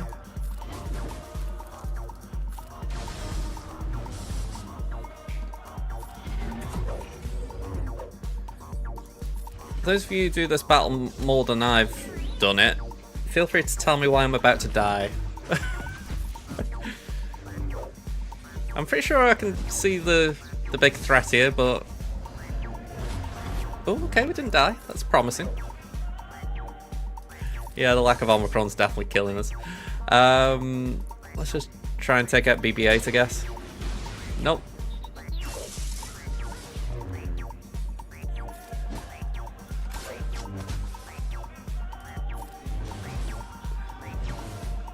Lack of Omicron, but I also suspect lack of relics wouldn't be good anyway. You know, even if we were like in a good position, a relic 1 Malicos is definitely not going to do much.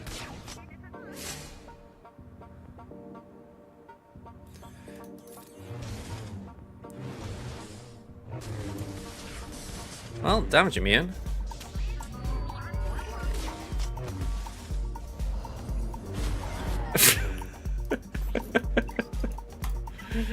Okay, we're dead and buried here. I've got nothing that could counter this now, surely. I mean, I'm just double checking in case I've forgotten some like OP Cron or OP team.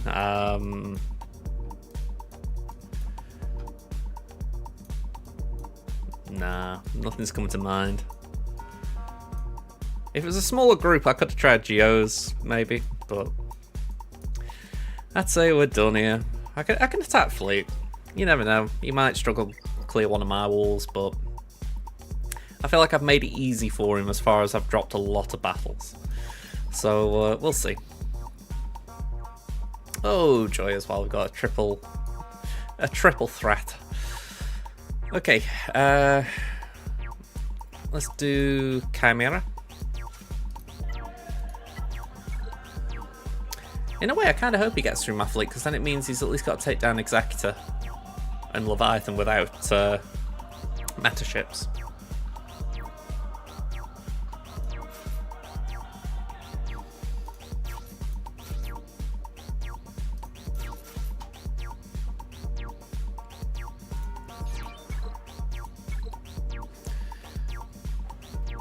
Yeah, that's just kind of sad, isn't it? I felt like we were doing okay with Starkiller, and then it just went wrong with Ray's revive.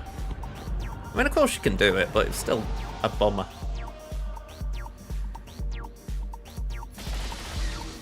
Okay, we didn't get the concussion mine, that's good.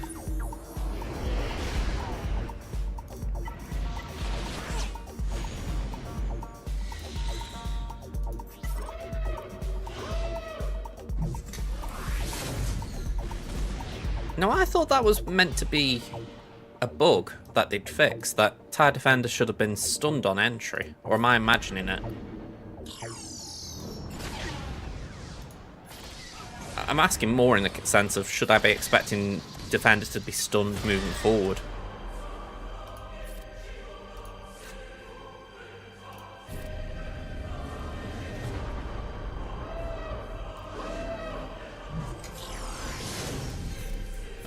Oh, it's on their entry. Right, I'm with it, I'm with it.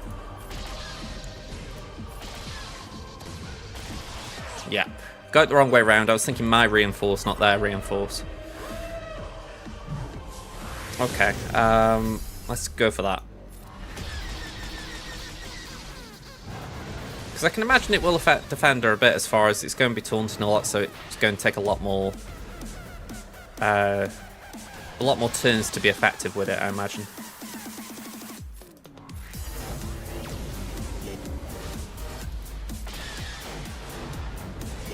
More so if you're not doing well in the battle. You know, if you like this, you're in control, it's not too bad, but just supposing you've not got the kill with Vader, I imagine it could get a little messier.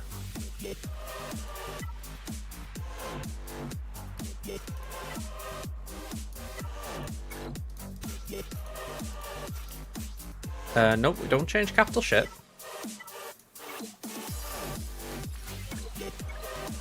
Let me shut this down.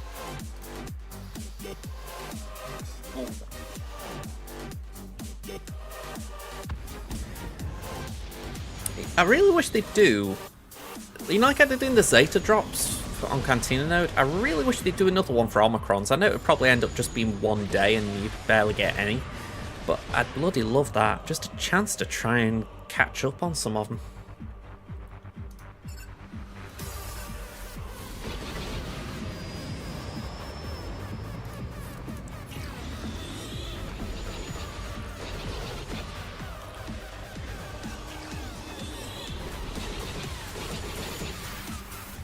Okay, we don't special yet.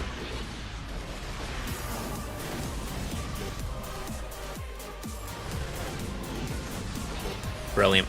Okay. So, wiggle. Especially at this point, we can afford to.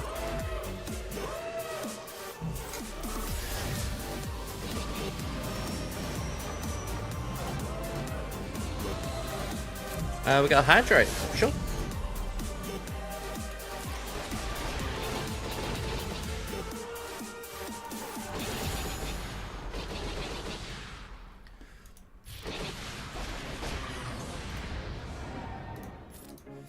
It's not always the case, but usually Biggs comes out, so I'm used to using the Y-Wing special on Biggs, but if he's not here, then I can use it somewhere else.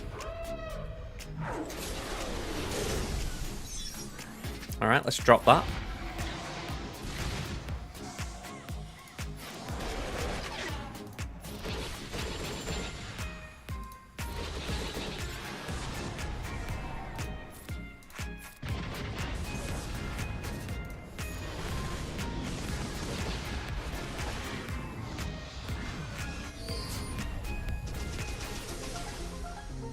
Feels like such a weird complaint to say I'm winning too fast. I need more time to heal up where Y-Wing, I feel. At least for good banners. There we go. I didn't think we'd get the ult out it was going, so that just cleaned it up for us.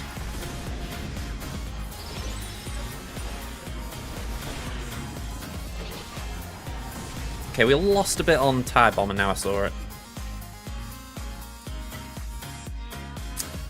Alright, Finalizer, you're going to have to punch up for me here, Hooks. I am working on your posse, but in the meantime, can you do a Fowler a favour and, you know, win? Got no Plo job available.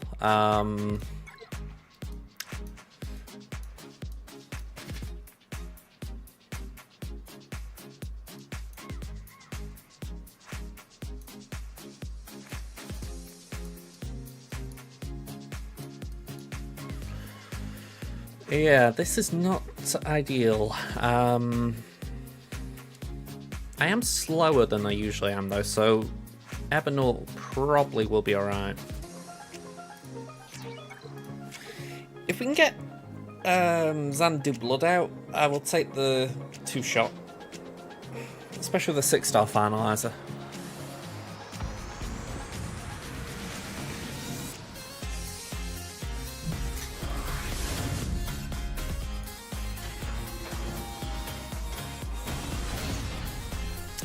Yeah, we're trying. We're trying with the executive counter, Andreas. Ooh, that doesn't look nice.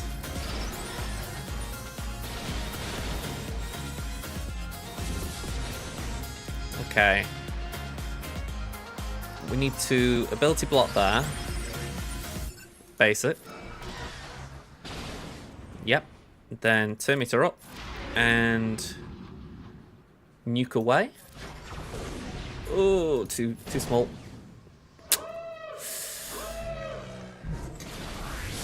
Needed a big boomer and we didn't get it. Okay, this is not good. Ebernaut can come in and get rid of that. Like I say, I'm kind of happy there. Could be happier, but I can cope. Base it. 2 meter up. Just try and get some more chaff on the board before we lose Ebernaut.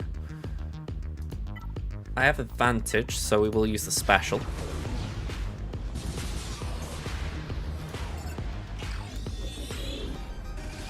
Alright, it's going to go pretty badly from here, I feel. I don't really feel like we're on the verge of a solo machine from Silencer. Let's say that. Yeah, more so with the Mark. So this is essentially how fast can we die. Alright, have at it. Ideally, the Executive would have burned a cooldown there, so we were just a little bit too weak. I'm actually going to burn some cooldowns a bit here. Galactic Republic. 1, 2, 3. Actually, no, we'll do 3, 4.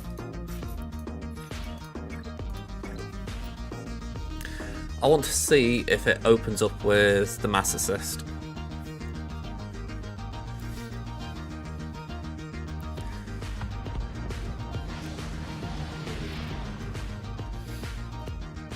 Which it did.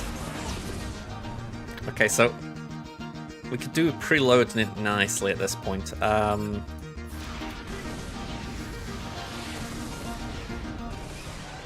Yeah, no big surprise there.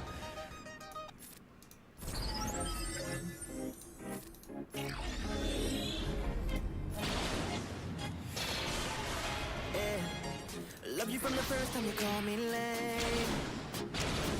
Loved you for your wits and your wicked games. Yeah. Always on my mind, always in my brain. Yeah.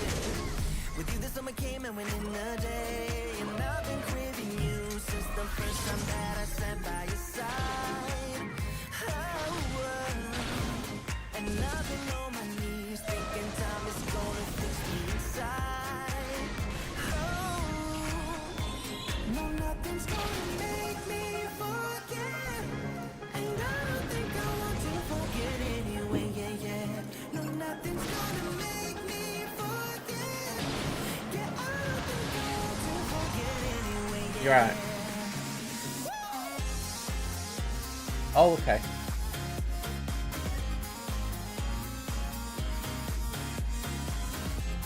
She's down here. Okay, Doc. Alright, let's do that.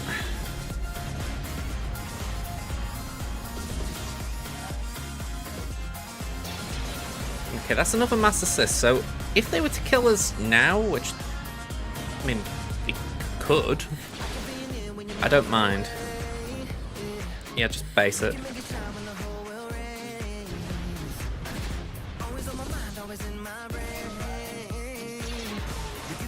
Okay, so they might have the heal, but I don't think they'll have anything too big.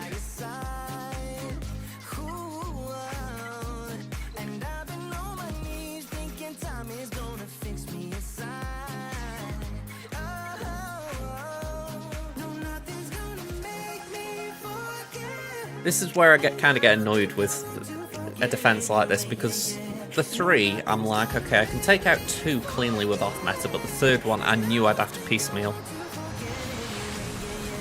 You know, credit to them, it does strip my banners. You know, they're going to win because they've done a good job of doing that, but for me personally, it's like, yeah, this is rough. Okay, so that's the Vulture gone. Called the assist.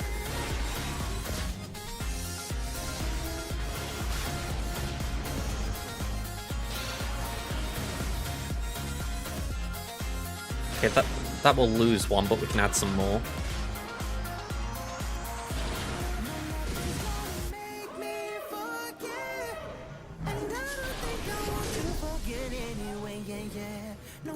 Okay, Spy.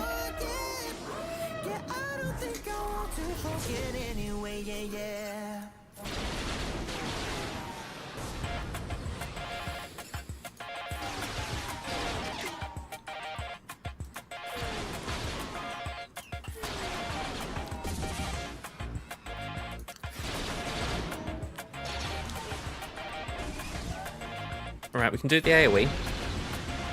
And hopefully that'll knock Slave 1 out.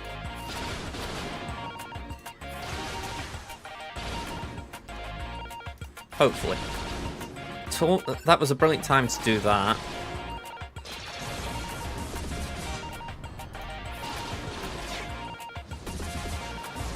Okay, that gives us turn meter. You know what? I'm just going to bring in a Vulture. I don't really see the need right now this minute to do otherwise. Okay.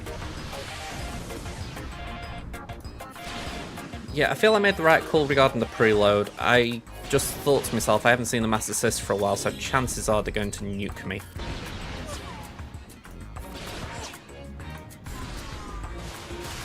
It was just a really puny little fleet that we could preload it nicely with.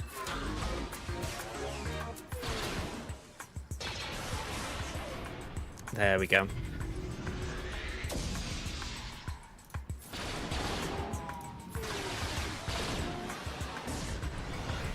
Right, 34. Not great banners, it seems. Yeah, 1021. Could definitely have done better, but like I say, this is the first round. If we get a loss, fair play to Golsum, but we move on. We did what we could.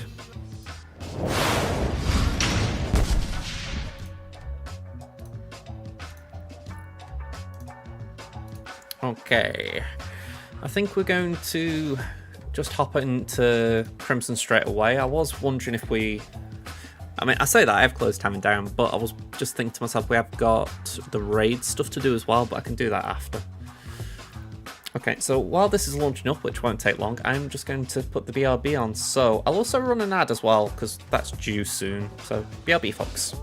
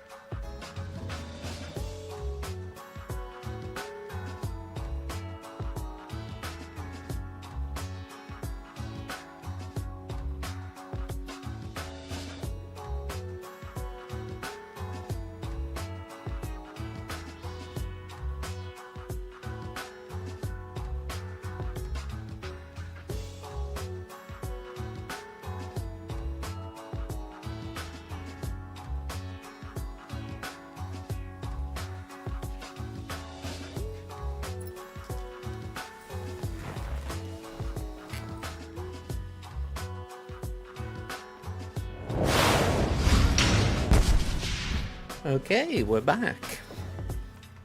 And I think you guys are back as well. So, that should make my fleet payout. There we go.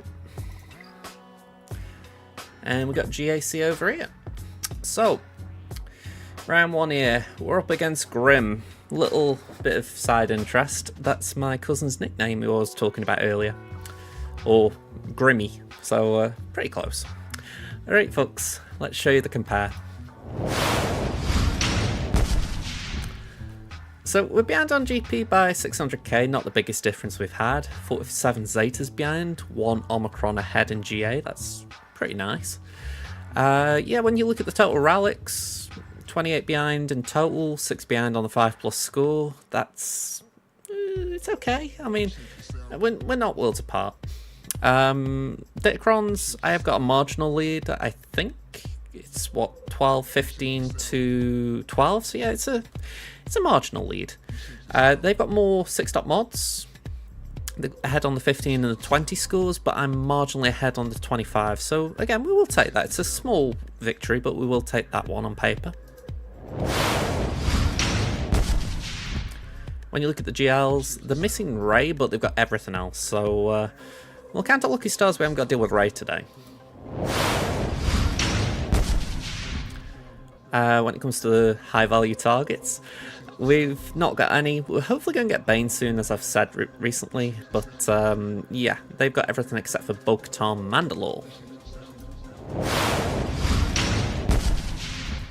And when it comes to ships, we're missing Leviathan, but we've got everything else. They do have Leviathan.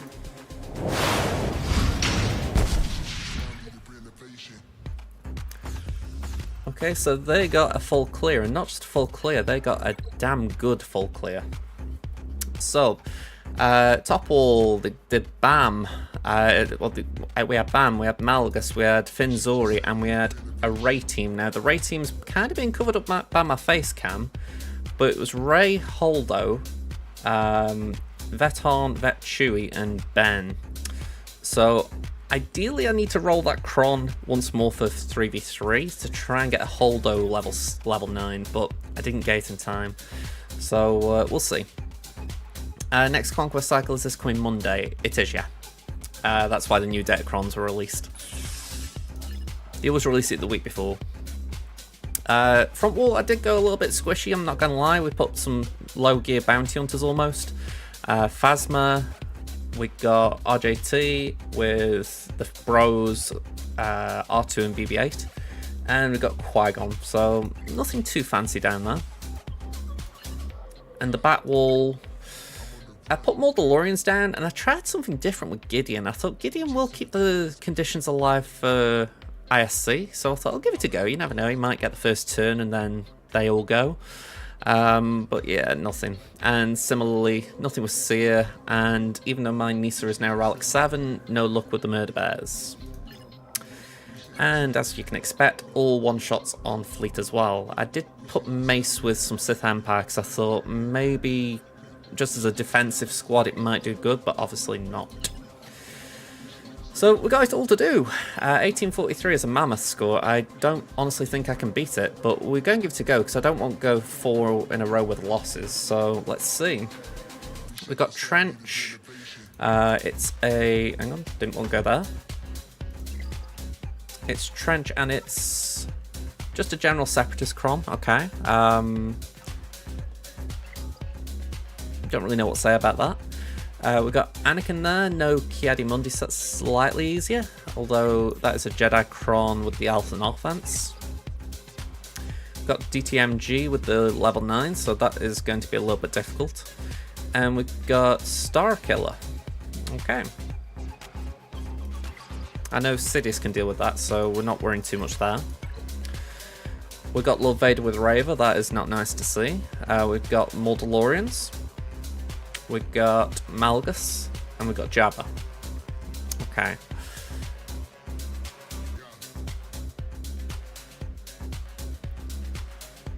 So let me try and write as much of this down as I remember. Jabba, more DeLoreans,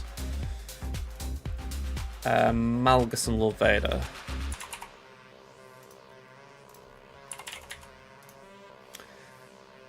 And then the north wall,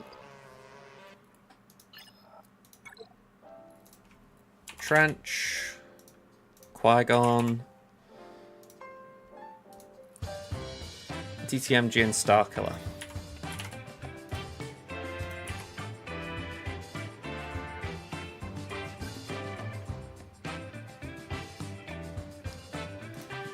Okay, so my thoughts. Sidious can do Starkiller. Trench, I'm a little uncertain on, but it's not the thing that's frightening me, let's put it that way. We've got Qui-Gon, we've got Inquisitors available, so we'll do that there. DTMG, I'm going to pencil in for now Adrad, for the simple fact that Adrad's done the job today on my main, but let's not assume he can always do it, so we'll put it there for now just in case. Now, I've got Galactic Legends available, but I want to just be a little bit cautious about throwing them at Jabba when I can do Night Sisters, so... Actually, saying that though, no. Why would we do that? And I can't afford to drop battle, so why am I gambling? Alright, I'm glad I thought for a second there. Okay, so we'll do JMK there. We'll do Slacker here. We'll do C here. And what's the solid counter to Mudalorians? It actually could be Sidious.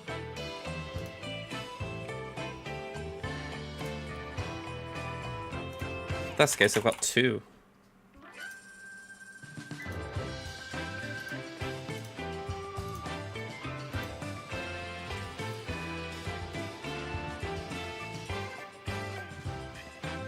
Trey feels like overkill. We could maybe give the Night Sisters a go. They are a bit weak, but we could give it a go maybe.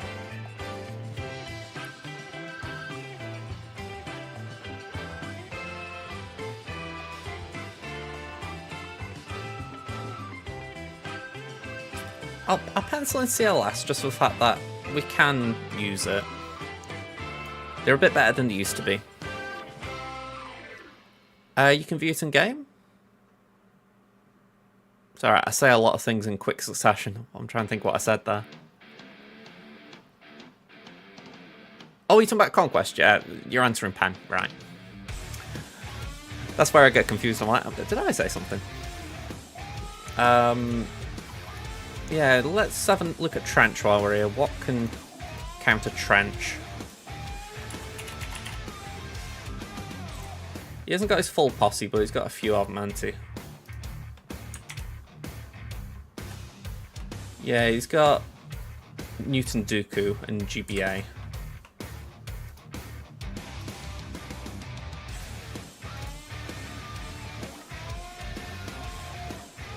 Right, gas. Actually, saying that, we could use Starkiller. I mean,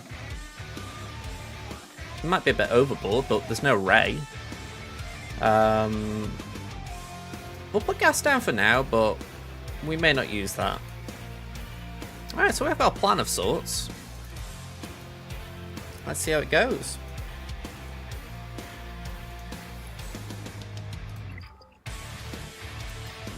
We do need to be efficient, sadly. That I say sadly because it's never my forte. I've got JML as well. You know, even though it's not ultimate, you know, we might be able to use him somewhere. Yeah, efficiency to win. For me, that is like the biggest challenge you could put in front of me.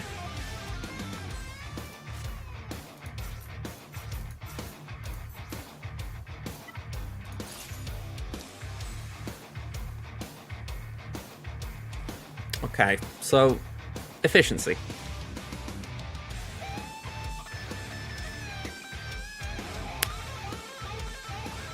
If I go an anti-revive Jedi Cron,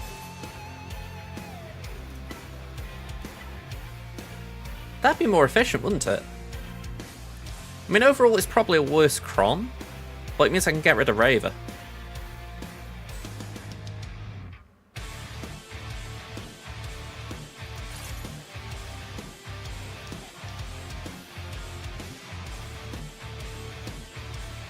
Yeah, if I leap, I can't do it, but if I leap Royal Guard, then I can focus on Raver. I mean, Padme as well. Padme would prevent it, but whenever an enemy is defeated by a Jedi ally, it doesn't say if beyond the Jedi ally's turn, so it could be Ahsoka's assist that gets her. I think that's worth a go. I don't like the Cron as far as I think the stats are all a bit compared to that, and the level 3 isn't that good either. But so that steel patch actually could be okay. Maybe. I mean, it might prevent Darth Vader putting dots out. I'm trying to remember. Can he? Yeah, it can't be countered, but it can be resisted.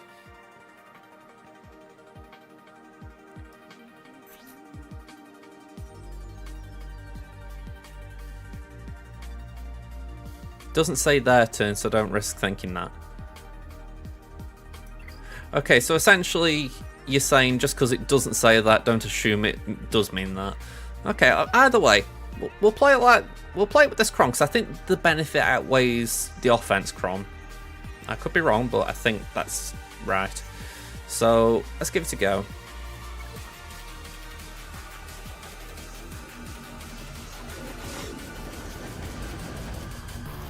Alright, so Maul isn't here as well, so that's a big benefit. We can just go straight for Royal Guard. So, bye-bye RG. We'll do the clans.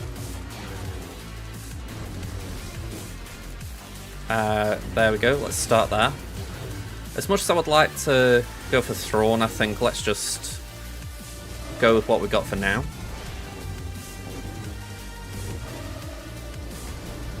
Yeah, that Tenacity Up was a good surprise option, if you like.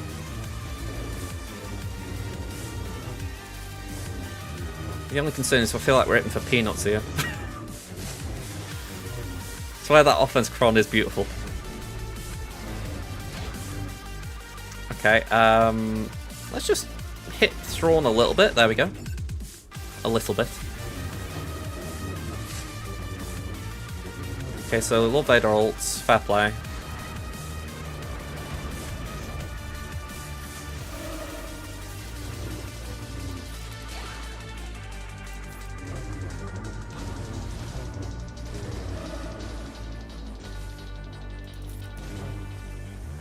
Let's do that. We're going to do that just so that we can try and start with Ahsoka. I feel like keeping what's that buff called? Xian form on her is a good idea. Okay, sides are gone.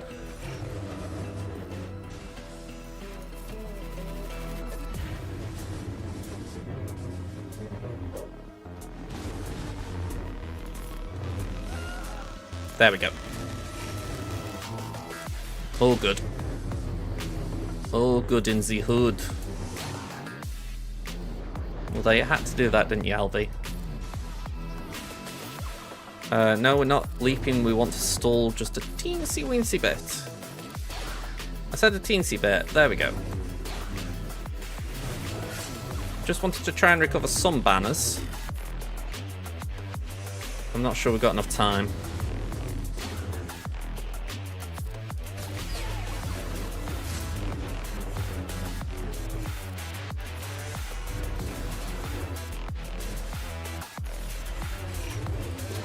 There we go. 73. Not perfect, but 73 is pretty decent. Okay, next up. Jab Jab. Alright, screen's going off a second. Jab Jab. Yeah, I don't really want to do Night Sisters with it, so what's... Surely... Ooh. Maybe we do Night Sisters. I was saying I don't want to do it, but maybe we do. Trouble is, my DAC is only gear 12. You can't trust it. So yeah, let's just go First Order. Let's go with what we did on Tammin. It did work.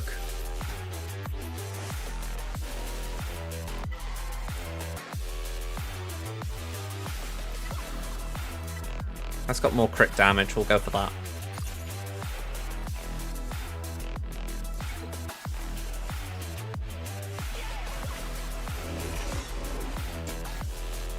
Okay, poke the bear.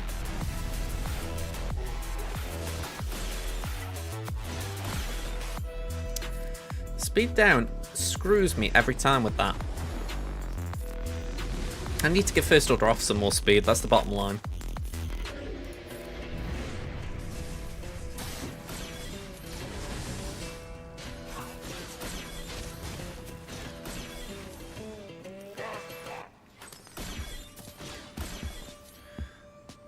Okay, well, we can go for Boosh, so why not?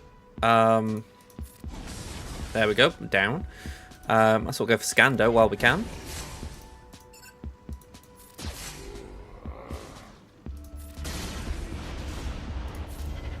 Right, if we can keep everyone alive, that would be absolutely gravy.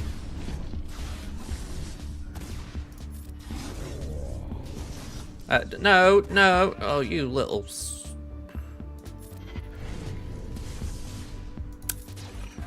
If we can keep everyone alive, and then Jabba just says, nah, we're not doing that. We're definitely going to strip a banner from you at the very least. You know, you can't get away with max banners in this match. You're Spring Leader Kylo. What do you expect?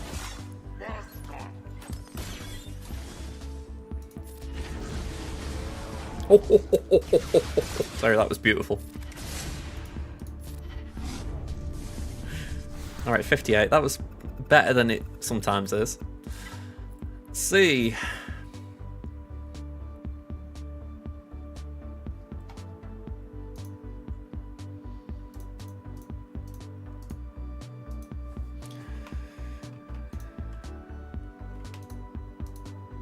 Just checking the lineup. It's C. It's Marauder and Malak.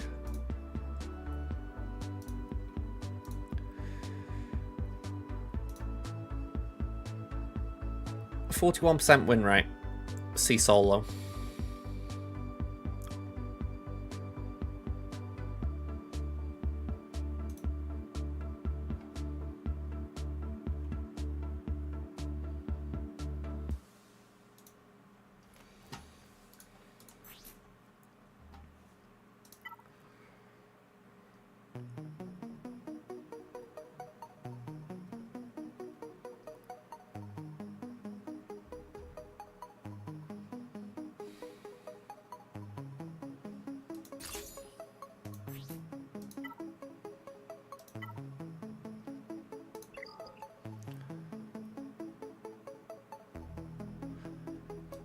To be or not to be? That is the question.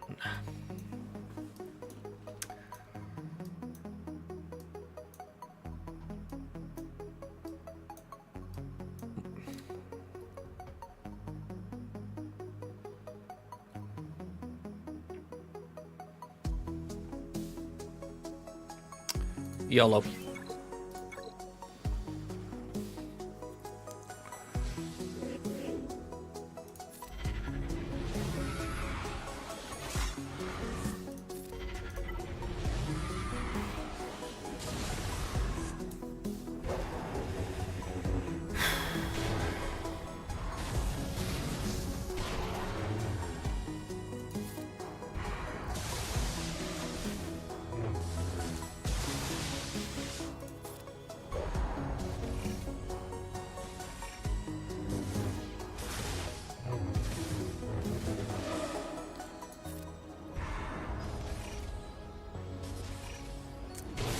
You obviously can't tell, but my heart is pumping trying this. Like, going quite fast. I know that this is a big one. Oh, cooldown increase, you little git.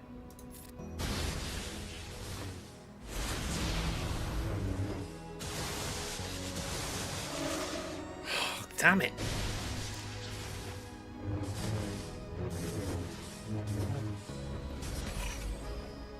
Again, damn it.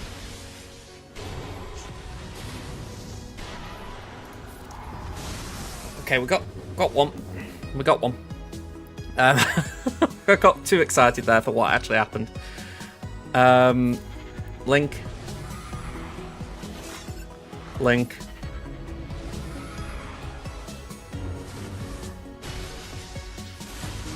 Come on, we need to suck here. Or drain even. Or something.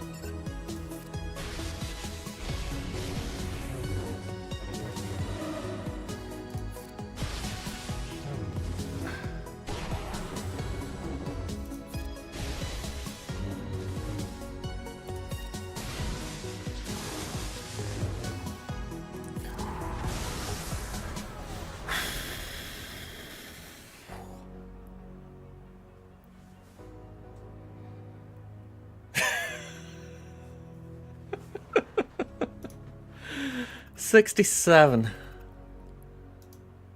Man, oh man. Does that count as efficient? Like, we won. That put my heart through the ringer. And we got more than 65. I'm hoping that counts as efficient. Oh boy, that was not nice.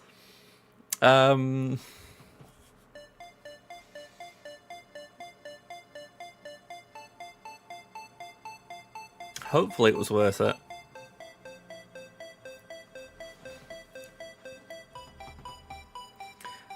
just going to take a pause a second as far as... I want to have a quick look at this. No Kron there.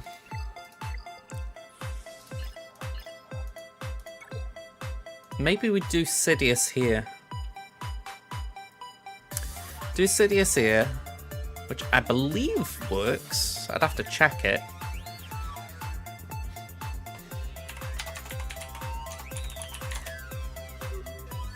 It could be that he only does mixed Mordalorians rather than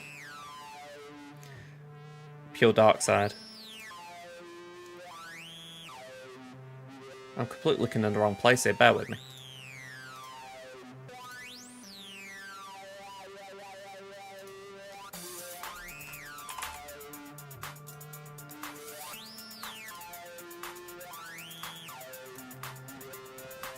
%96 win rate against it.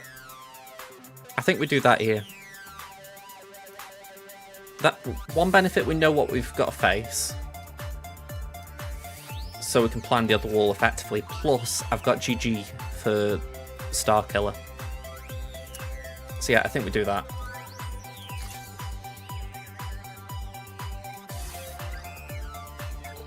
I even gave Sidious a Zeta, by the way, just for the fact that I thought, go on, I'm going to try and give you some attention for the fact that you could be a solo monster for me.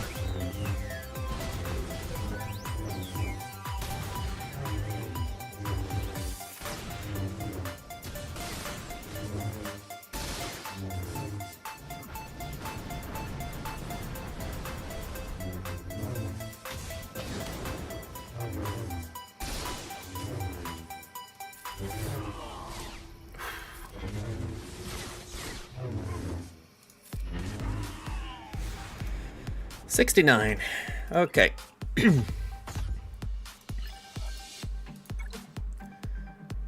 Sia Malikos with Ben. Okay, that's unusual. Adrad and Dash. Okay.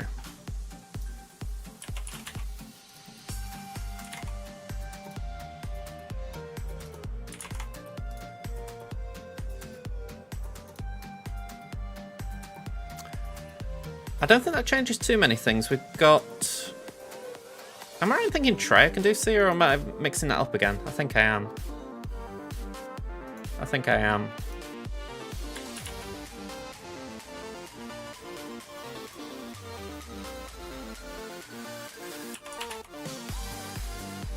Sia Malikos, and was Crew in that group? Yeah. We'll put Crew and Cal. I won't go into the other bit, otherwise it's just going to confuse it. So, yeah, Traya doesn't do this. This is 53% win rate. Okay, so we're now in sketchy territory.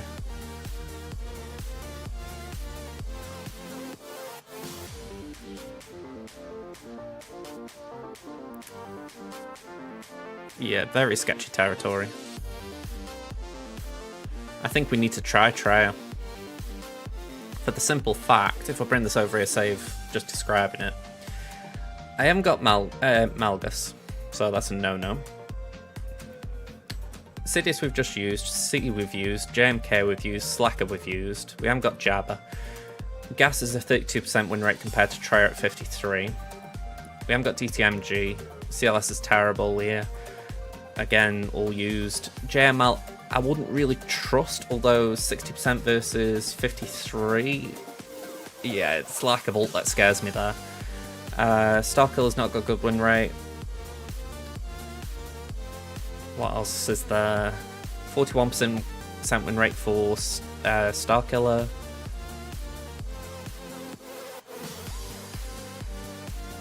I mean, that Trey comp there got 61, but that was a different lineup. Out of curiosity, what have people used against the one with Ben? Because Ben's not going to do too much, surely.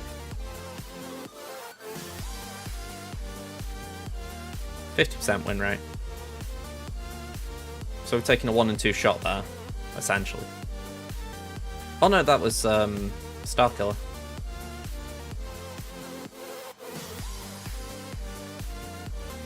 Oh, but that hadn't got Seer Omicron, but it had got Taran. But that one I got Seer and Taran. So it seems like Seer's Omicron really plays a big part there. Okay. Okay.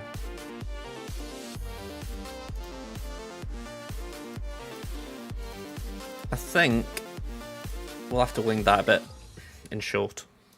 I really wish the game didn't minimise. I say it so often it feels, but kind of frustrating. Alright, Inquisitors. Let's start here.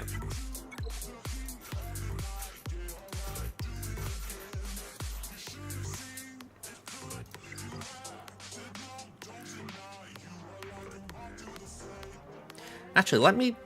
I'm back here with this, but I want to just check this out. Let me duplicate this. Oop, I think I pinned it.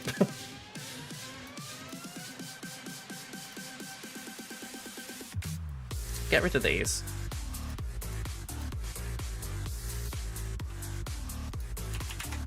What's Trench capable of? If we use like the full-on Trench team. With the good Cron.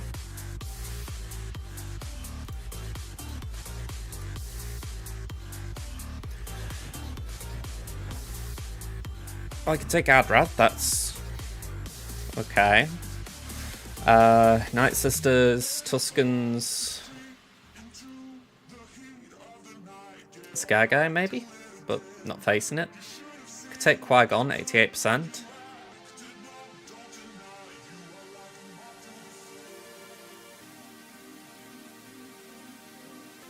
In short, it's not doing a lot that I could benefit from.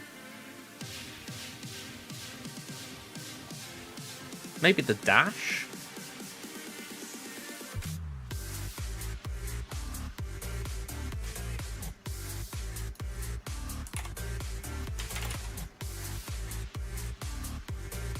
Yeah, maybe do Trench there, and then...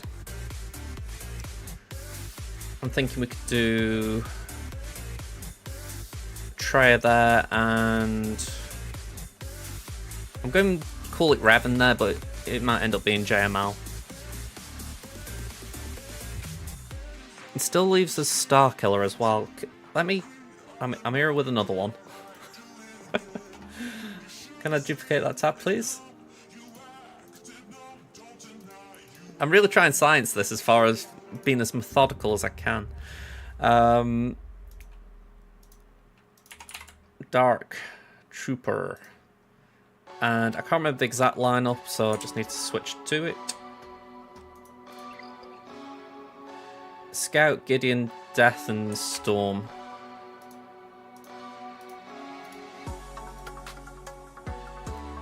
How's Starkiller getting on against that?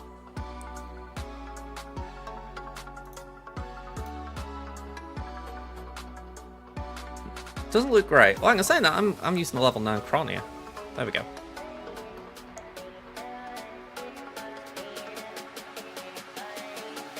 It doesn't look great.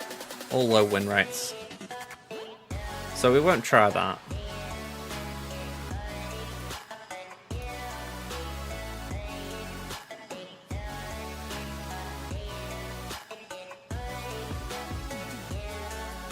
Okay.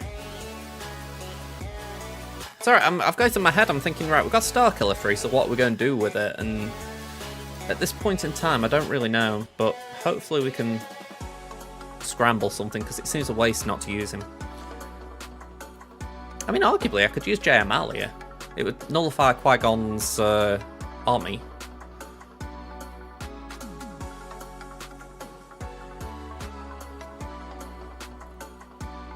Have we got enough Jedi?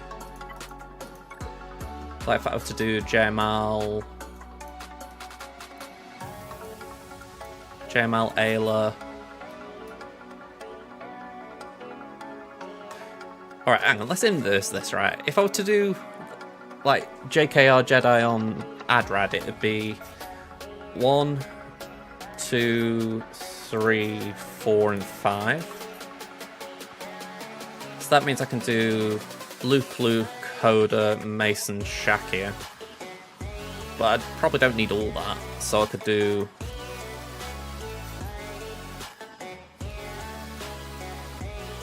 do Shaq, Ayla.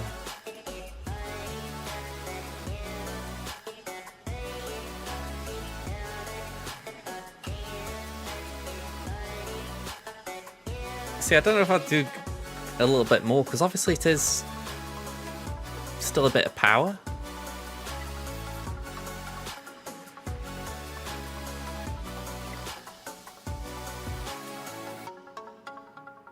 Maybe actually just go heavy-handed, but like this. That way, it's two decent Jedi with JML. Because I don't want to apply one of these. I think that's a waste.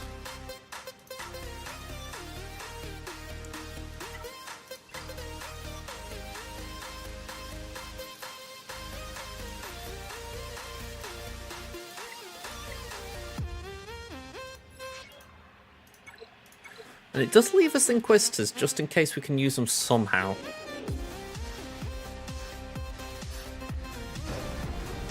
Right, let's just get to work here.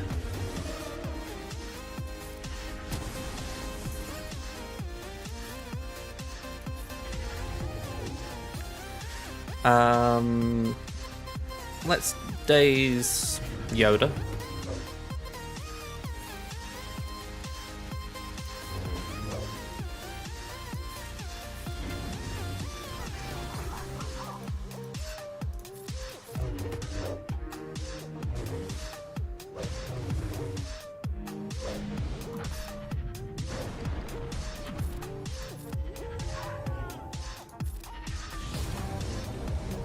Yeah, I don't mind that as far as we can just stall a bit there.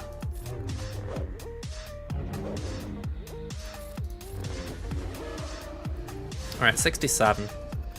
We got max.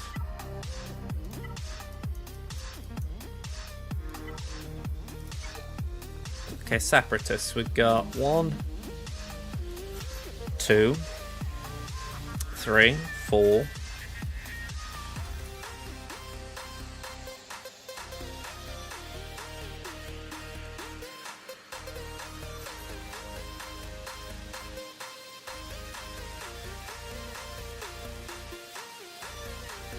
I've never tried GBA in this counter.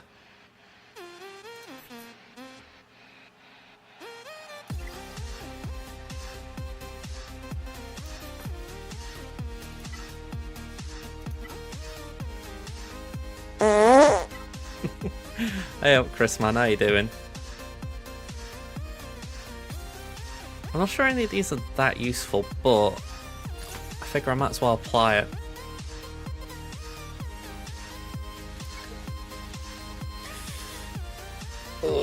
I can't say I feel confident here, but let's give it a go.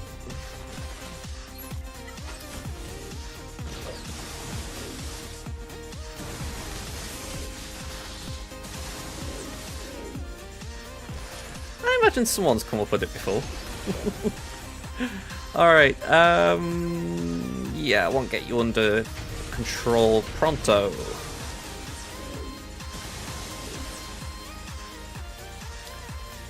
Can we get a target lock there? Yep. And we'll hit the ones we've got.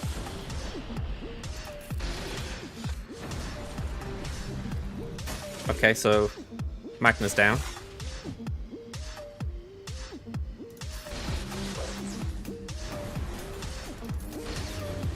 That feels better. 4 target locks. Let's top up B2 because we are going to need him. Okay, that's 1 down. We can't really afford the cleanup, but if we did have to go there, we're in that position now.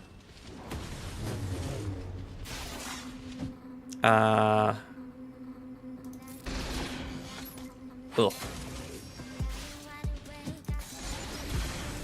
Right. Let's top up the Brute, I guess.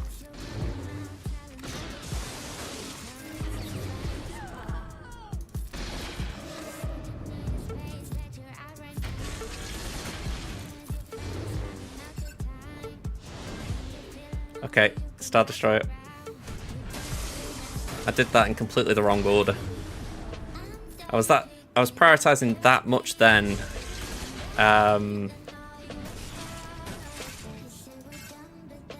Oh, that's horrid.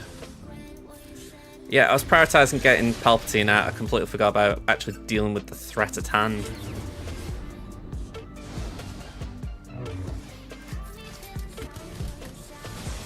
Okay. Drop battle. I somehow think we've lost. But we'll keep going. Right, the trench plan, that was gas, so let's throw that in.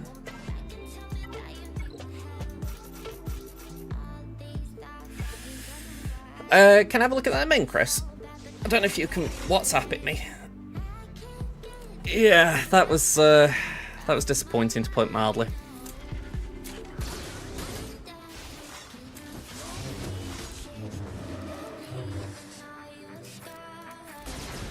I just made a complete misplay not getting rid of Starkiller instead of Palpatine. In my head I was thinking Palpatine's the turn meter engine, we've got to get rid of him, and I just completely forgot that Starkiller was going to get a turn.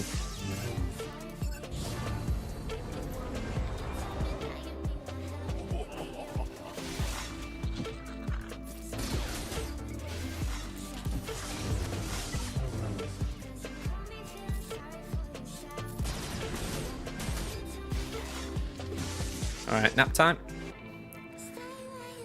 I mean, it's one thing, it did dispel extortion. Right, nap time.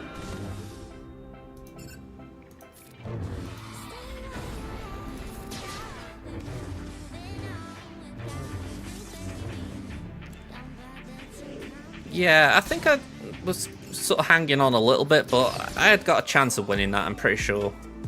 Even if it was by the skin of my teeth.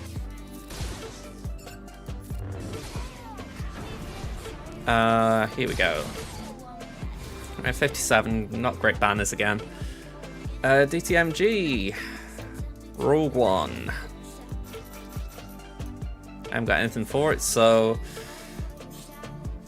I'll say that, maybe I could throw something in here.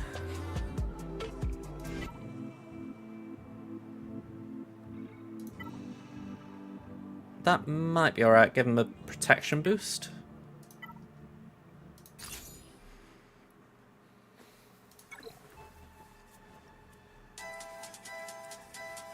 Who's the weird looking guy? Do you mean the middle? I mean, you could be talking about me for all I know.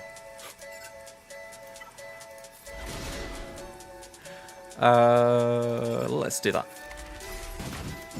Bistan, yeah, he's from Rogue One. He had a blink and you'll miss it roll.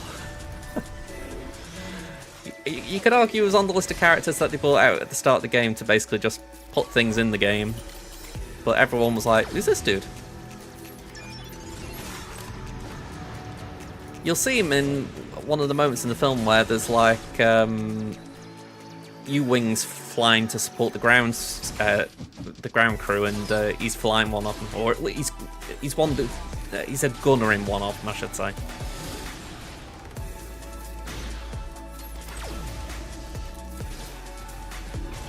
Jar Jar's in the game.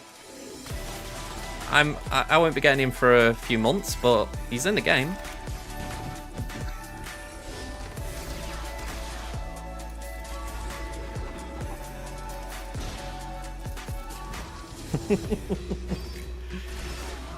Yeah, we don't expect to get characters day one here.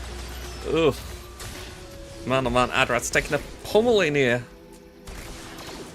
Man! That was absolutely horrendous.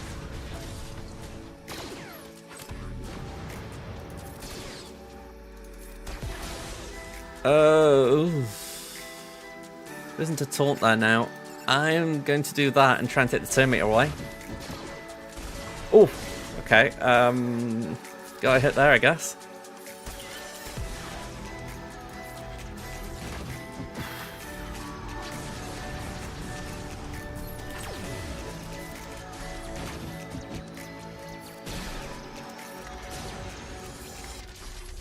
Oh, dodge.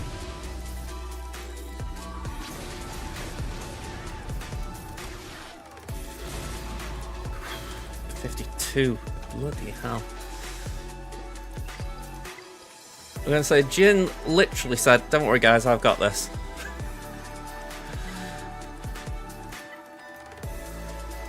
I mean, I'd rather win in one than lose in one, but man, that was not fun. Let's do that. And that. Go on, why not? If you want the game to last and be successful, then you do not really select characters in the game. Yeah, that is the point, really. I mean, I get why people kind of frown at it, but it's like... You can't bring Biston in, like, now. What are we, 8 years in? It's like, people would be like, really, is this where we are now? Biston's a release? Well, they kind of felt a bit like that with Adrad, oddly enough. People were like, really, we're bringing in Admiral Radis? Drogon was an odd one as well, yeah. A bit like, okay, we're making things up now.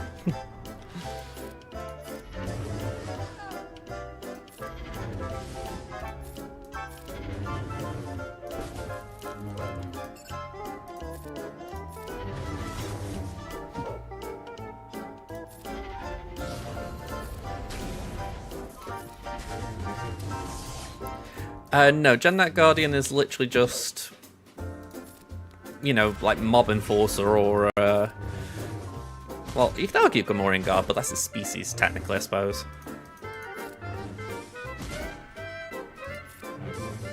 No worries, Chris, man. I'll check my DM in a minute.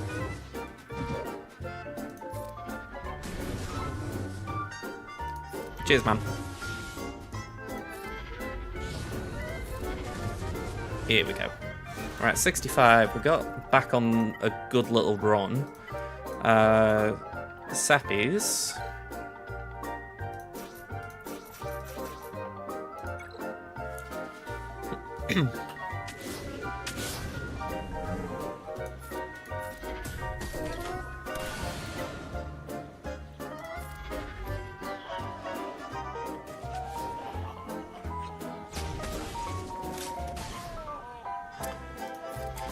This is fine.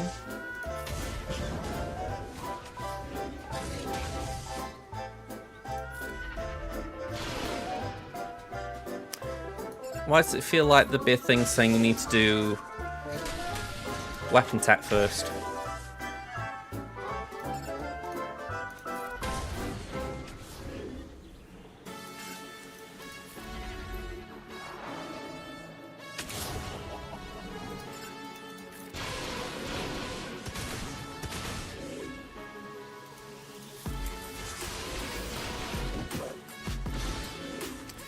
Come on, what? Get out of that bloody stun.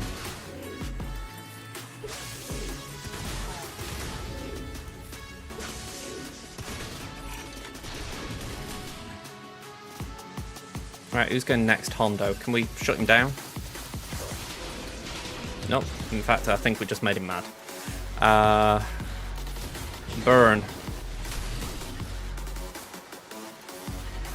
Come on, what? I need you to get back in here, man. Right, Dooku. Come on, man. Master Makashi.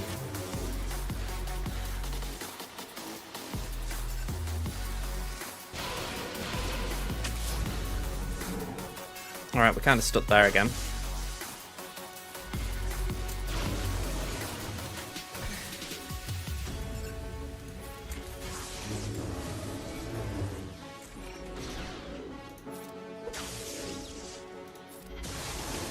Okay, that's fine. That's fine. Yeah, weapon tech on Dooku.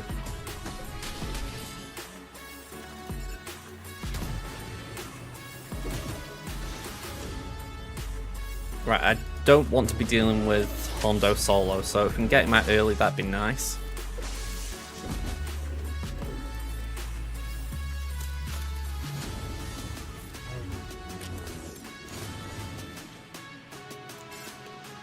Okay, extortion again.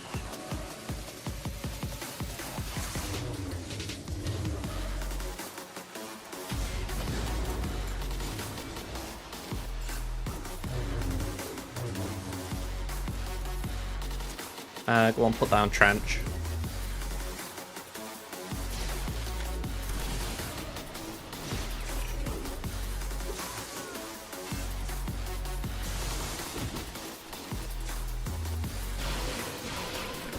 I go back to it. I don't want to be dealing with him solo, but it looks like we're getting to that point.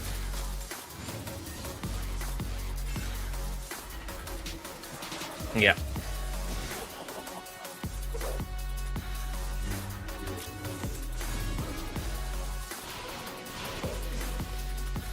Right. Cleanse, mute. Just basic for now. Call the assist.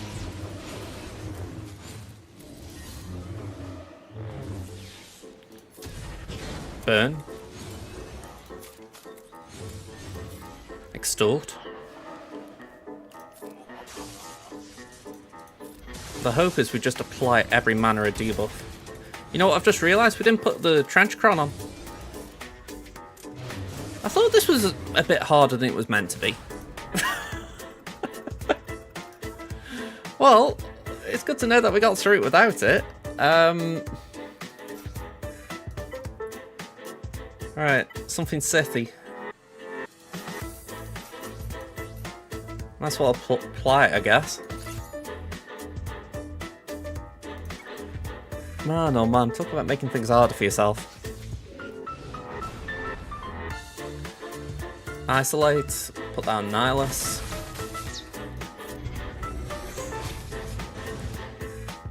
Sucky suck suck.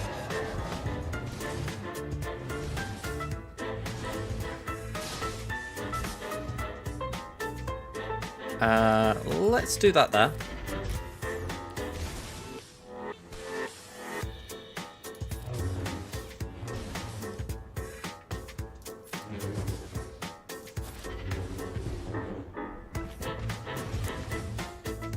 Okay, basic.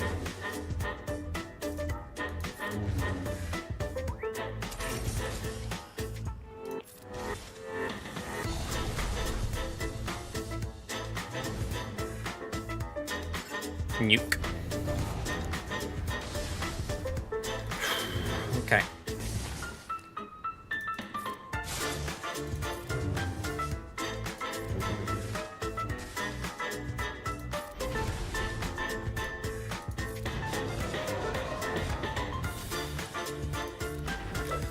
Alright, we're still fighting here. Okay, that was just rude, Sia. I was talking. I'd like to think we've still got some semblance of a chance, depending on if they drop more banners than I've dropped across the entire round, but yeah, it's going to be tough regardless, but I'd like to think we've put up a good fight.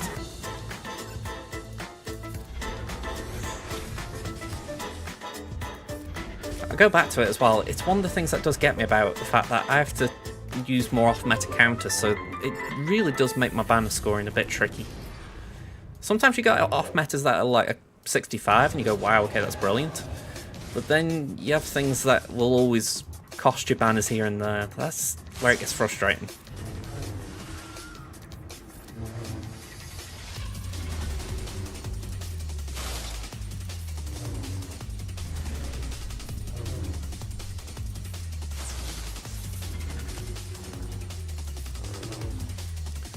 Alright, 60, not the worst. Alright, so just clean up Starkiller and Ben.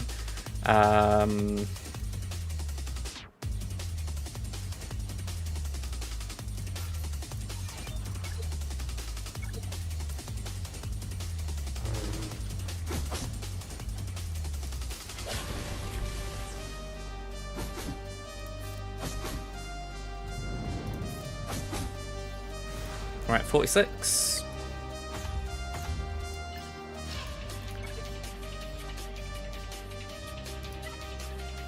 By the by, I would have absolutely adored it if this had been a cheese wall. Like, they'd just gone so heavy on offense, it was unreal. Okay, we do that, and bring that just as insurance, I think.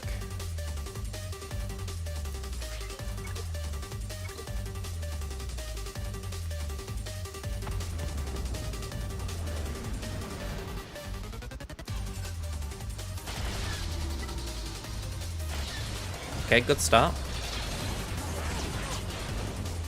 That was very good RNG.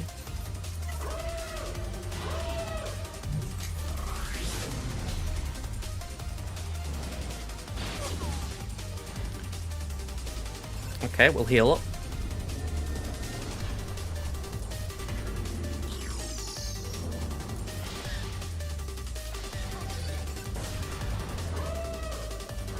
Okay, Houndstooth, no big surprise, they've lost 2 ships.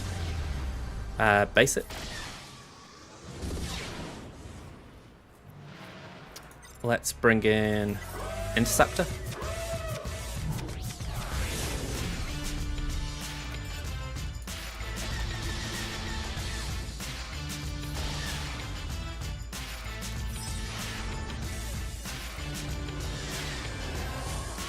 Okay, give it a love tap and it's gone.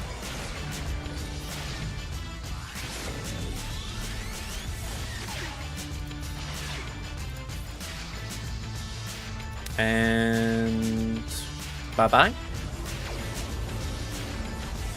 71. Well, that's okay.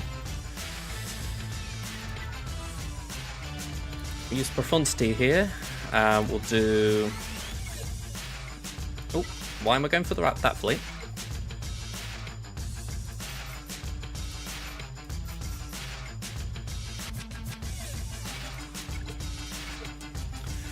And then hopefully it's just Radis against Malevolence.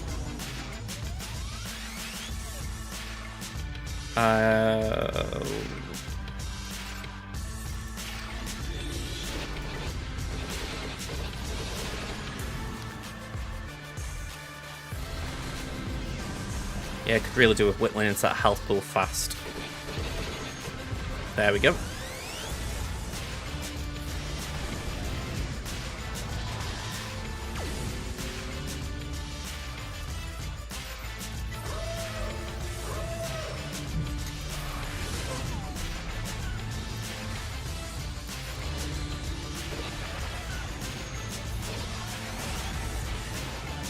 Right, so they didn't gain too much 2 meter from TIE Fighter.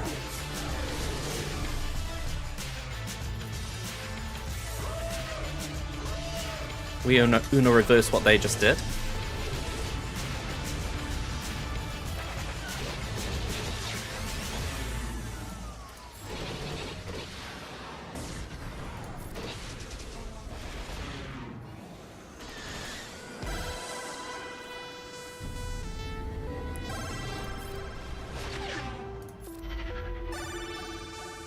Okay, so we did use all reinforcements there, but I was just trying to play it as safe as I possibly could.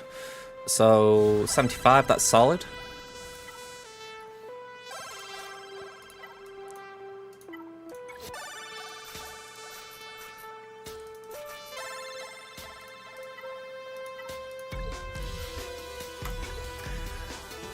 This may not win, but if it wins, it could be efficient, so we gotta give it a go.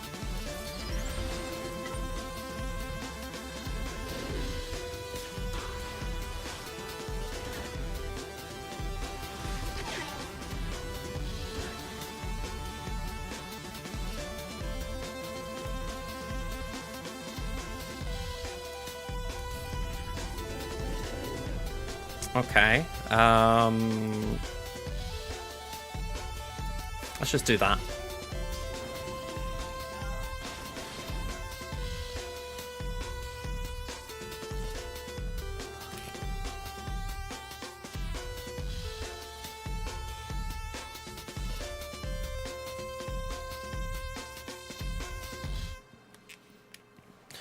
Alright, we'll be wrapping up after this. I was going to do some raid stuff, but it's like, yeah, just running low on time. Ooh, okay, that's not nice. I'm just hoping we've got a nice big AoE here.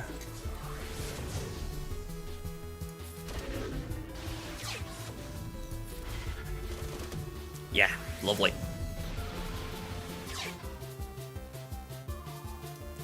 I mean, it isn't efficient, but it did do what I wanted it to. 64. And final score, 1801. So that one battle was just... Well, it wasn't the decider, but it was certainly the nail in the coffin. I mean, 42 banner gap. Assume we won that, it would have been, what, an extra 20? So we were still way short. I mean, that Grim, they were uber efficient. So where I'm getting like 50s, they were getting 60s. So I didn't really have much hope there. It's a bit of a shame. I don't like nil-4. It's a bad record, but I can't do anything. We've lost, so say la vie. And I put up a good fight, I thought, as well. You know, obviously we did drop, but we did our best. Anything here? No, nada. Alright, that's a bummer. Okay, so let's go here.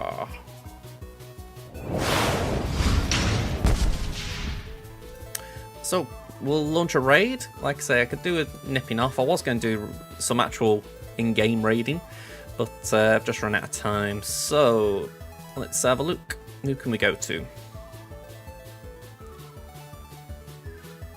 I'll tell you what. We'll go to Riki. Okay, so there's a raid for Riki launched.